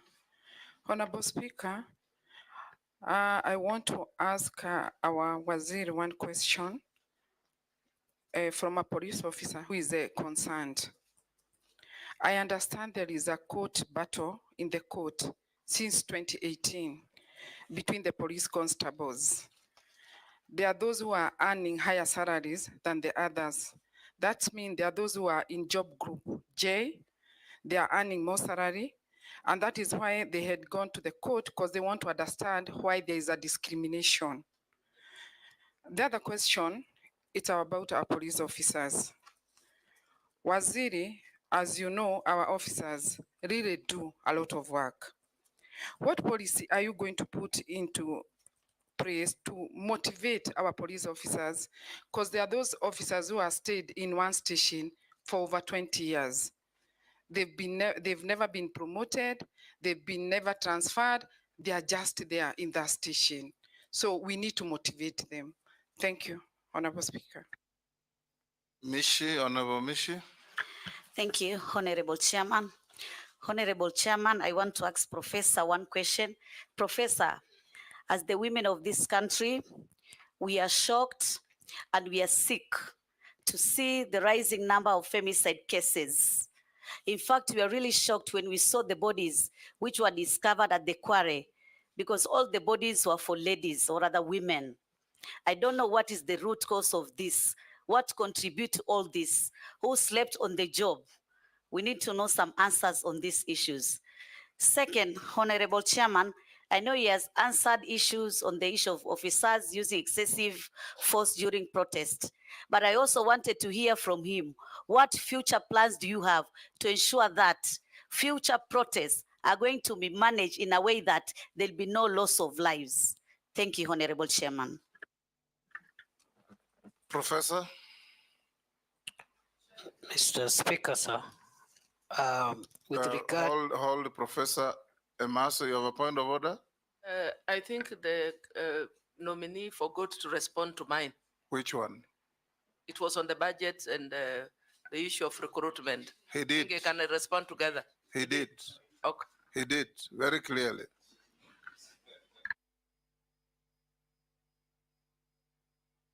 I know I was misleading you to raise that issue.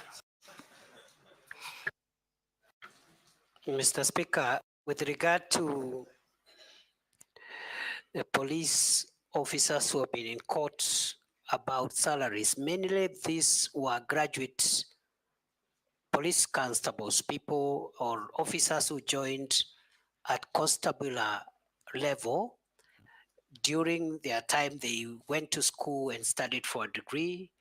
They have been arguing that they need to be taken straight to inspectorate. And there has been a long court battle. As soon as that court matter is settled by the apex court, we'll implement whatever decision will come from our judiciary. With regard to that matter going forward, we will implement the recommendations of the Maraga Task Force, which creates two-tier police service where you can serve in the lower ranks and the academic requirements are different. You serve from constable to senior sergeant, or you enter the police service at inspectorate level if you are a graduate as a cadet, so that we professionalize a little more the police service and also expedite leadership generation through cadets who can assume responsibility as OCSs and commanders at county level and so forth, to avoid a situation where you have officers seeking to extend their time in office at senior levels simply because of a lack of generation of younger commanders. With regard to the motivation, we are working with the National Police Service Commission, and if I am approved, I will proceed with this discussion to provide a clearer policy on promotions, transfers, and some form of reward system which will help motivate our officers. At the moment, before I left office, we were implementing the 3-year transfer policy. I think we were at 45% compliance because of the logistical and the financial implications. If I am reappointed, if I am approved by this House, I will complete that 3-year transfer policy to make sure that it happens.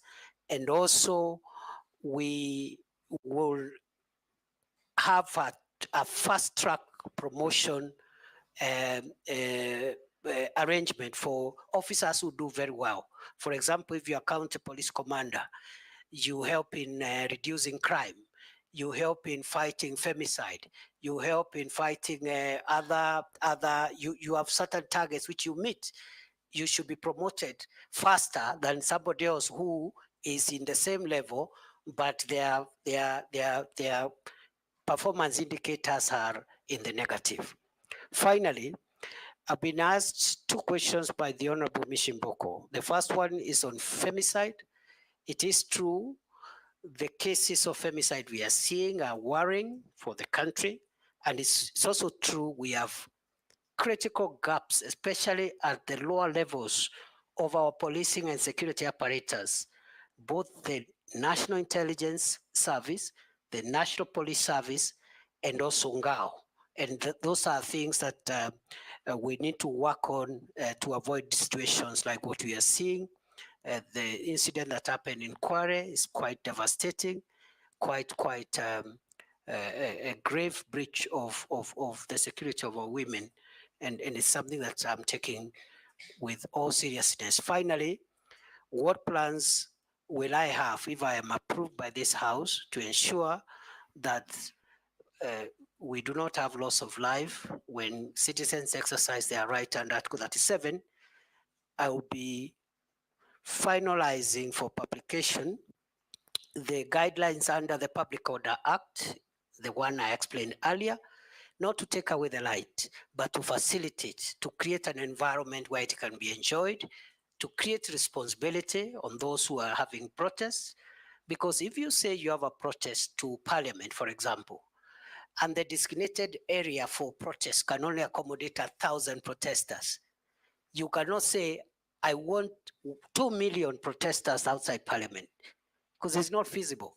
So we'll have to give those guidelines so that as Kenyans can enjoy these rights while respecting the rights of others in accordance with the Constitution. I submit.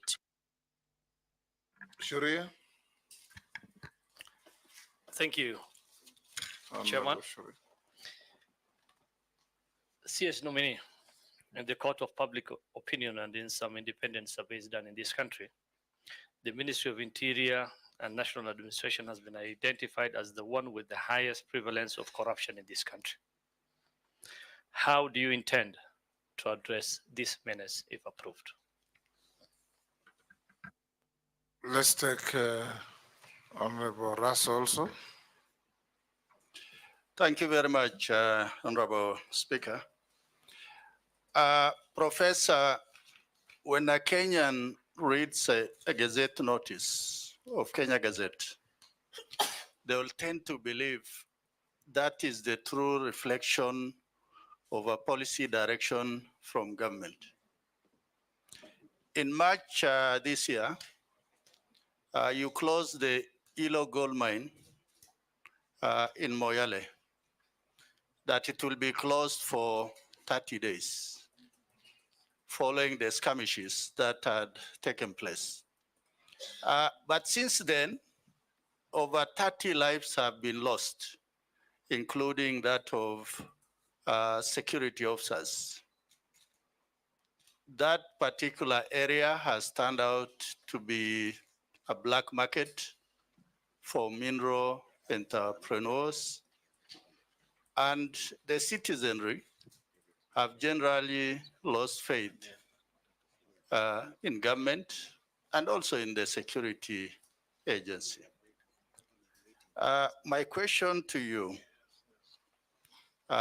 if the House approves your nomination, what is it that you are likely to do to reaffirm the community's faith in that the government does what it says it will do, and also that the security of that area, because Dabel has the inhabitants community, that the security is restored.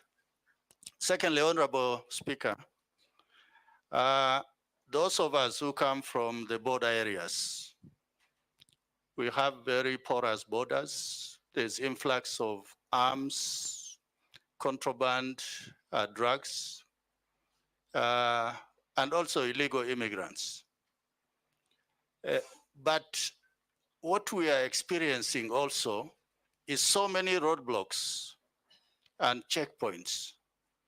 Some actually are rent seekers as opposed to for purposes of security. Professor, if the House approves your nomination, what is it that you are likely to do to ensure there is security for Kenya, but also the communities that are traversing or traveling on those roads are not, to an extent, inhumanly disadvantaged? Thank you, Honorable Speaker. Thank you, Professor. Mr. Speaker, with regard to the question by the Honorable Sharia, it is true corruption is a big cancer in the National Police Service, in the public sector of our country, the 2 levels of government and the 3 arms of government. In our assessment of national security threats that are existential in nature, I have said earlier, we have identified 5 existential threats to our country's future. Terrorism and violent extremism is one of them. Banditry and other organized crimes is the second. The third one is the problem of narcotic drugs, psychotropic substances, and all that goes with that. The fourth one is climate change and how it is creating disruption of livelihoods and breeding conflicts among communities. The fifth one is corruption. And therefore, going forward, if I'm reappointed, I am going to escalate programs, policies, and measures to eradicate corruption within the organs of the national security that are within the Ministry of Interior, but also propose for the rest of the country, the rest of the government and public sector, measures that can help us secure the country, because it's no longer an issue of the corruption by the police. It's an issue of corruption being able to actually threaten the country's future. And therefore, corruption is top 5 of our national security threat. Lastly, I've been asked about by the Honorable Didoraso about Hilo. It is true.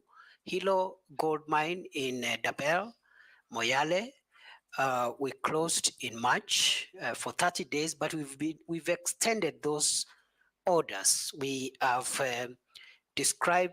identified that area as a disturbed area because we lost some people there who were fighting over mineral rights, mainly illegal miners who had come, even some of them from other countries. So we closed it on security considerations. We are in talks with the Ministry of Mining to see how an orderly resumption of mining activities can happen. I was there physically in June. I was planning to go back in July before this happened. In the interim, we have lost a few people because of illegal activities around there, even as we speak, on a very low scale though. We even lost 2 police officers in the last 2 weeks.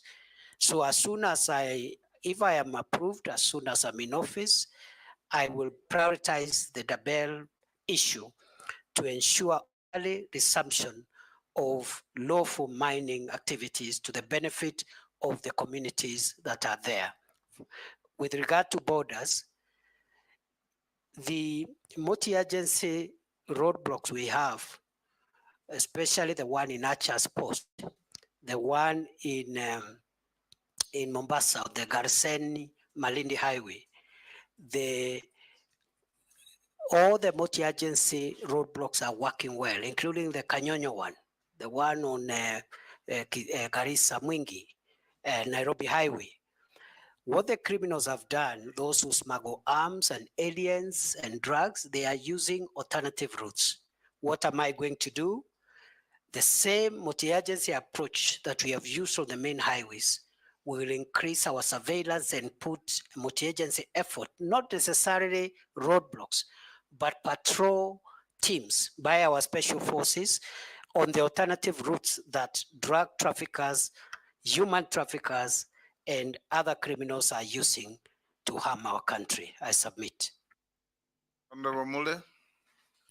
Thank you very much, Chair, and thank you very much, nominee. Honorable Speaker, I want to ask Professor that he came to be the Minister for Interior after the last election and be vetted by this committee and approved, and understanding very clearly the economic policy of the Kenya Kwanza policy of bottom-up economic transformation. You have been in office, and I want to bring you to your attention that the National Assembly put up regulations for private security firms to be regulated properly. And in the view of the better or the bottom up, it was to create employment. But in the time you have been in the office, this industry has suffered tremendous losses whereby you have not given them any regulations. You have not restored order and system in the private sector. And I would wish to know exactly what are you going to do. These private companies have been providing employment to more than almost 1.5 million Kenyans, and they could do better if the government enables proper regulations to create that. And you revoked the license of the Private Security Regulatory Authority, whereby 9 companies plus in this country have not been able to create employment. Are you in the tandem of the idea of creating employment or making sure that there is no more employment and reducing the tax collection for the government? Because that is in your docket whereby you need to create environment. And being the last person, Mr. Speaker, I would wish to ask the CS to give us a number of activities he has participated in pro bono work in this country, preview to being a CS or after being nominated as a CS in this country. And last but not least, CS, the issue, I'm the last one, so I just want to give him 10 minutes to respond to me. The nominee, the issue of ID in this country is really, really alarming, especially to the young people who are intending to join institutions of higher learning. And I can assure you, quite a number of them, they are not able to register or for admission in the Institute of Higher Learning. What can you do better to make sure that every young people, and especially the Gen Zs, immediately they are clearing their secondary school, they acquire their IDs at the tail end of their Form 4?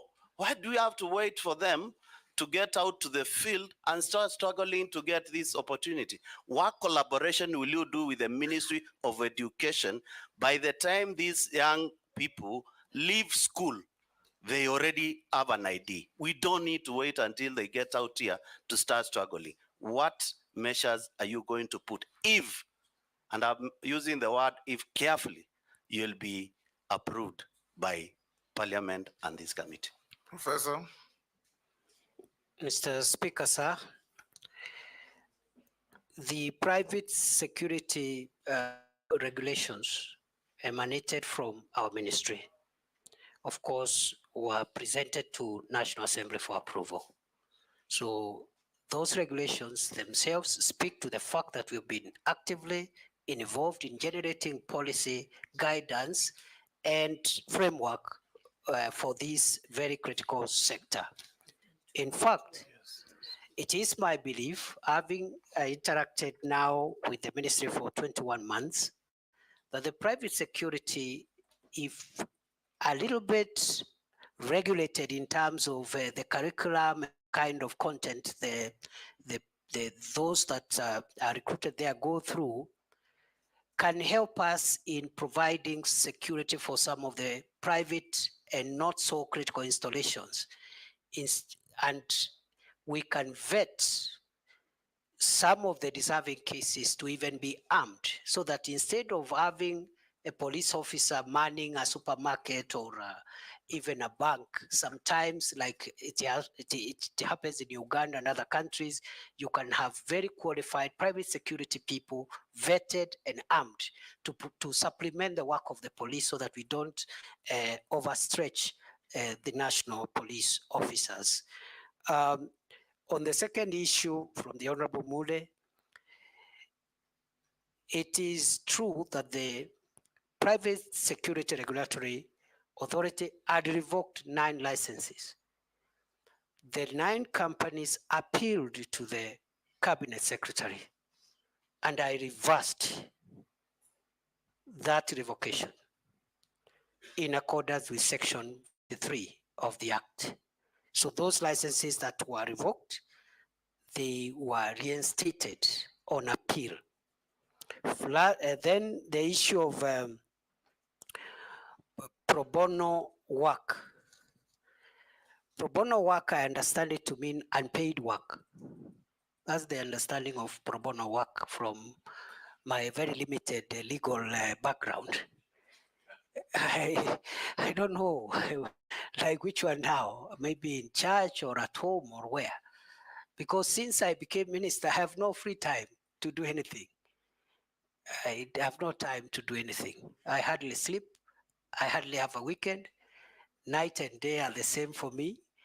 But before then, I used to volunteer in many activities, some organized by Law Society of Kenya, some organized by church organizations, etc., etc. The last question by the Honorable Mule is on identity cards. We have suffered the current discomfort because of court injunctions. That's number one. Court injunctions for 4 months between last year and early this year. And right now there's even another court injunction. Number two, we have suffered the disruption because of change in technology from the second generation ID to the third generation ID. And I have explained the need for us to change the technology because the current ID we have, the second generation ID, cannot be recognized outside these countries, cannot even be a travel document. The security features are very rudimentary, very basic. And therefore the move to new technology, better technology, more secure document has caused disruption. Court injunctions have also caused distraction. And just like passports, in the event that I am reappointed, because the member said he used if deliberately, of course, I also want to promise, if I am reappointed, the same way I have focused on reforming the immigration directorate and helping unclog the passport inefficiency, I will focus on IDs and also birth and other citizen documents to ensure that we get optimum results. In fact, for example, a death or birth certificate should be obtained the same day, within 12 hours on application. And perhaps the ID, we should be able again to once we get out of the court injunction, we should be able to retain the 7-day target. At the moment, we are working with 21 days before the injunction. Thank you, Minister Nominee. Sorry. Naisula, I didn't want to go another round. Speaker, I will not, after this nominee, I'll never ask for another round, and it's not a question, it's just a comment, because I'm very passionate about the issues on North Rift. And if the nominee happens to be approved by this committee and the National Assembly, I would like to just say that even as you deal with security matters and the hardware, please remember also peace and dialogue of those communities. Now that there seems to be some semblance of calm, this is the best opportunity to now engage those communities to deal with the stereotypes and also for them to be able to remove the criminals in the communities. Please, in case this committee passes you, approves you, ensure that you have a budget that will help you to engage the communities so that we can deal this issue once and for all. For Shakahola and Kware and all the other issues, we want to see action and not just talk. Thank you, Honorable Speaker, for the supplementary one. In conclusion, CS nominee, your appointing authority has considered to the country that one of the failings that the president considered to was lack of communication. You have told us here of very good measures that you have taken in the State Department for Immigration, especially in the processing of passports and all that. However, that information is never in the purview of the public, members of the public. And indeed, I have an incident, CS, where a Kenyan in the US called me very desperate that they could not get their passport despite having paid somebody about 20,000 shillings. For a passport was, I think the normal charge is about 4,000 or 3,000 something. And when I followed up the case, the person who was even paid this bribe was not an officer at the Immigration Department, and it took the intervention of the Director General of Immigration, Ms. Evelyn, to get the DCI to hunt for that person. Somebody extorting Kenyans money from Eastlands pretending to be working in Nyayo House. And therefore, the lack of communication aspects in your ministry is what I want you to address. Should you, or if you are approved, what are you going to do to ensure that there is proper communication to the public so that the public are not taken advantage of by criminals out there in these lands and elsewhere who are extorting bribes from Kenyans on the pretext that they are working in Nyayo House? And just like Owen Bayer said, you once declared Nyayo House a crime scene. That crime scene now seems to have moved from Nyayo House to the periphery of Nyayo House and other areas. I would want to hear what specific measures you intend to take to make sure there is proper communication. Kenyans know how much they ought to pay and to who, and so that they're not taken advantage of, because you are also aware that has been very rampant. Chairman, thank you. Chairman, I just wanted to ask the CS, this issue of the IDs.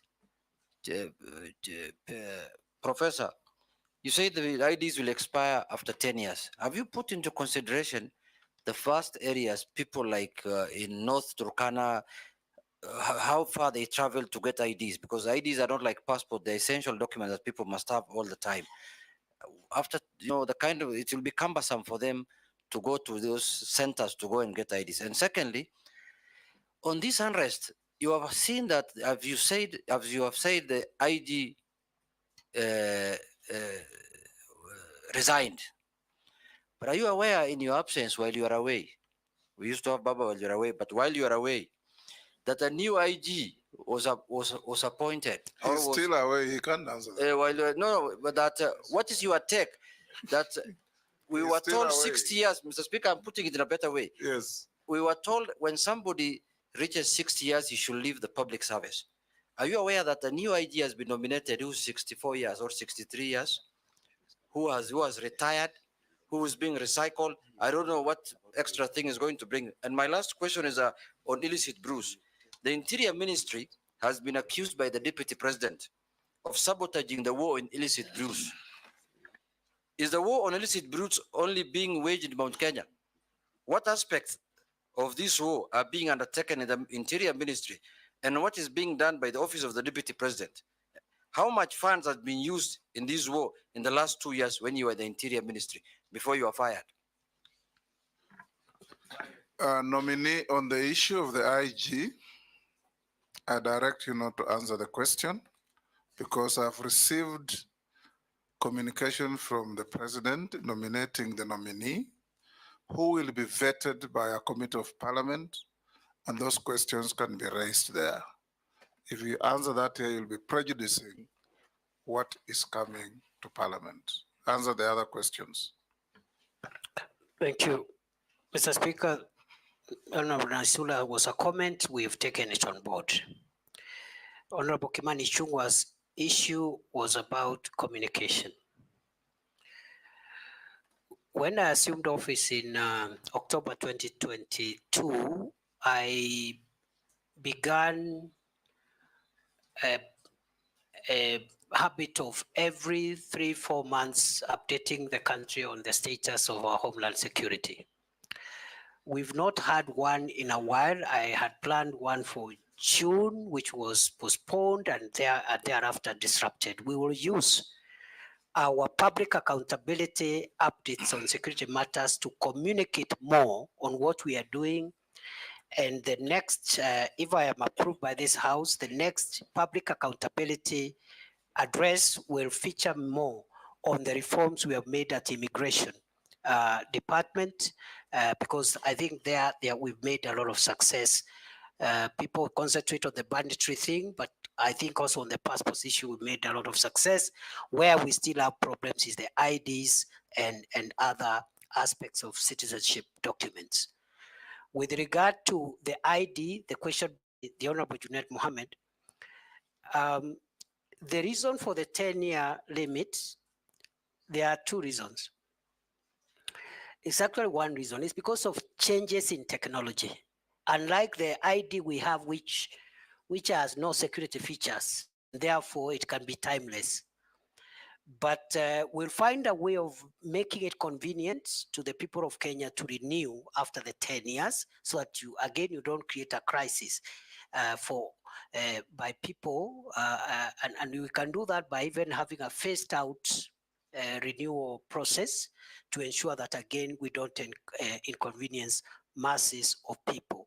So the problem is technology and the security features in the third generation ID, which is going to be physical, that is the Maisha card.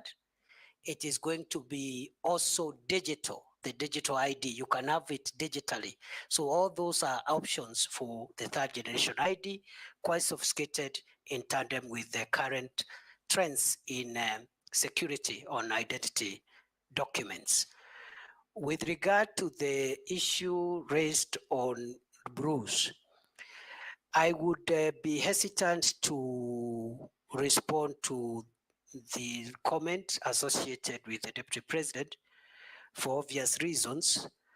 But I think to the best of my knowledge, the Minister of Interior was not cited as frustrating the war. If there are specific officers in the military, I think that is something that needs to be looked into to make sure that all of us are reading from the same script. The government policy is to make sure that illicit brews, toxic substances and drugs are not provided to our kids, not just in central Kenya, but everywhere in the country. With regard to how much money the Deputy President office has used, again, I am not privy, and I think that is the office that answer that question. How much funds have we used in the fight against brew? We have not allocated any special budget in the Ministry of Interior in the fight against illicit alcoholic drinks and drugs. We have used our normal budgets, our normal security operations budget to carry out that program as part of the normal programs. I submit. Professor, I'll ask you one or two questions. The first one is a furtherance on the issue of IDs. As you introduce a 10-year ID, just take into account that an ID in this country is everything. You can't enter a supermarket, you can't open a bank account. The old and PWDs cannot access social safety net funds without an ID. Now, if you are going to have that ID last for 10 years, then you must put in place a seamless renewal process so that people don't suffer because of failure to renew an ID card. And if you are approved to go back to office, I would want to see that you draft regulations that will guide and manage renewal of IDs and bring to Parliament for approval. The second issue I want to ask you, nobody asked you, prisons fall under your authority if you are approved. What are you doing or what do you propose to do about prison reforms? I remember when we were senators and we went with you to Kithure and we found prisoners literally half naked, poorly dressed and looking like they were very poor hygienic conditions in which they were operating. What are you going to do if approved in prison reforms to make prisons more humane? And so, what are you going to do to reverse the continuing stealing and grabbing of public land occupied by prisons in the country, which is going on all over? Thirdly, the new constitution allows Kenyans who had left the country, taken greener pastures, and acquired citizenships of other countries to reacquire Kenyan citizenship on application. That's what the constitution says. But we get a lot of communication and phone calls from Kenyans out there who are struggling to reclaim their citizenship because they have either British or American or whatever citizenship. What are you doing to simplify? Because the constitution says you reclaim your citizenship on application.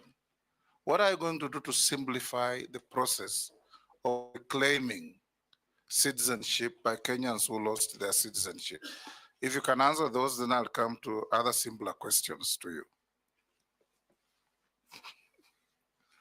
Thank you, Mr. Speaker, sir.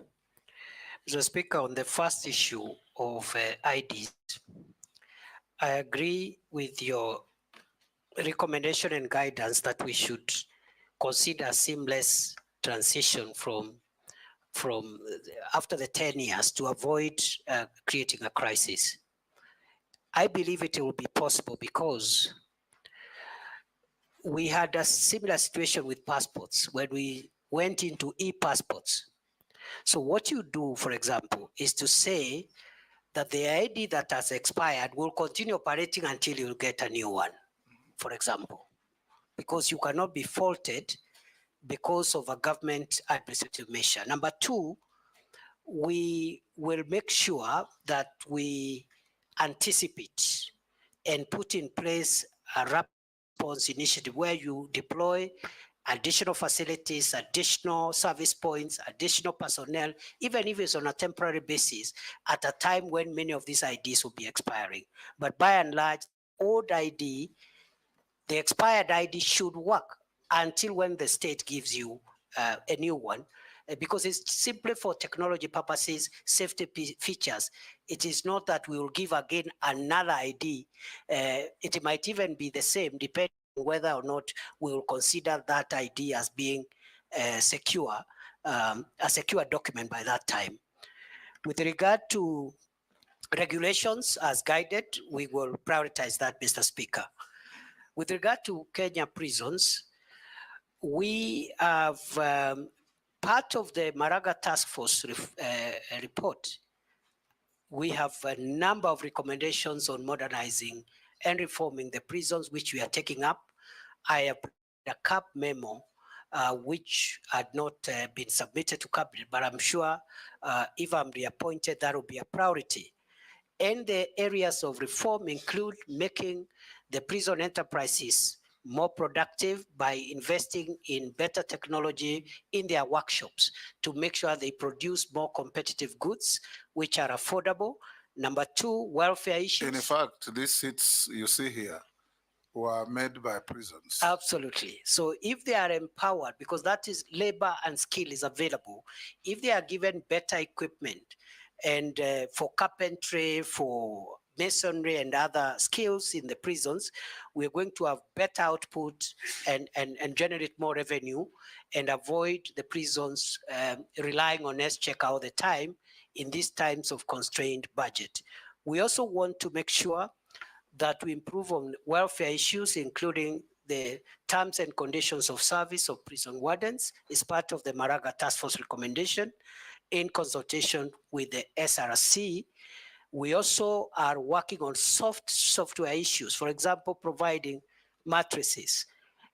We have a program called One Prisoner, One Mattress program, where up to now we have provided 10,000 from our budget, but also with the support of other partners. And we want to make sure that every prisoner at least has a mattress, as we even work on physical facilities and the housing for our prison warders. We want to construct 28,000, and we have already, I think, I don't have the figures right now, but I think we've done nearly 500 in different prison facilities. We want to do 28,000, which should almost meet the entire demand, because that is almost the population of our prison personnel complement. Other than that, the prison land, there are certain serious encroachments on prison land. The most notorious one is the Kitale prison land, where out of the 3,000 acres, only less than 300 are available. The rest have been grabbed by powerful and former senior people in various administrations and their friends. We will have to recover it. We have engaged the National Land Commission and other stakeholders. We will recover the land. say that every prison land must have a title deed. Many of our prison lands are not titled, so we are working there protected through titling. The last question, Mr. Speaker, sir, you asked is about those Kenyans who are regaining citizenship. We have made tremendous progress, and I want to admit, in line with what the leader of majority said, I think the communication is what we need to improve on. We have made tremendous improvement and reforms in the processing of citizenship applications by foreign nationals who want to be Kenyans, but also by Kenyans who had lost their nationality before the 2010 Constitution and are now entitled to reapply. When I came to office, there were 2,700 pending applications. I cleared the backlog within 30 days. Right now, we are receiving applications on a rolling basis.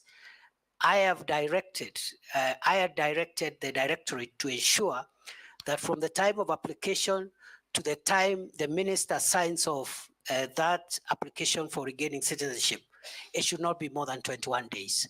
And I think that is work in progress. Lastly, how do we simplify?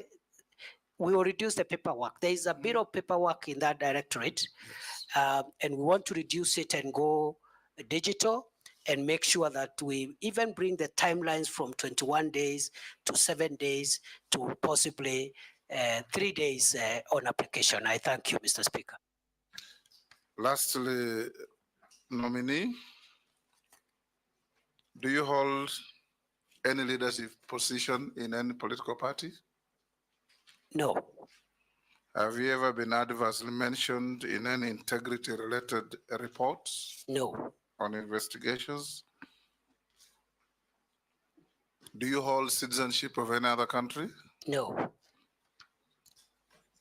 What is your worth? 694 million. Made of? Made of I have two homes, one in Nairobi and one in Tharaka Nithi.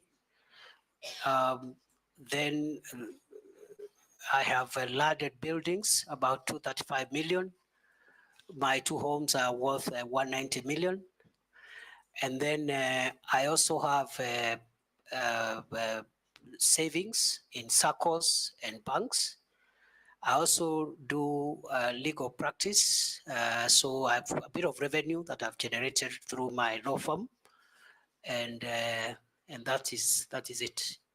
And I forgot, Mr. Speaker, when I was filling in, I forgot to add, I have vehicles of about 17 million, which are not part of that report. I apologize. I remembered after I had submitted the questionnaire. Honorable members, we received memoranda from one Eliud Karanja Matindi, Isaac Alwacher, Joseph Mwathi Nyanjui, Khalid Ibrahim, Aisha Adan, Sonia Mushila, Masim Murugi Kuria, Ahmed Sigat, Okio Mtato Koit, David Malombe, and Collins Onyango. We forwarded them to the nominee, and the nominee responded to all of them in writing. We have them on record. Professor, we allocated 2 hours. We've done with you 2 hours and 10 minutes. We want to inform you that this brings to an end our interaction with you. The clerk has checked all your documents against what you submitted have been found to be correct and in order.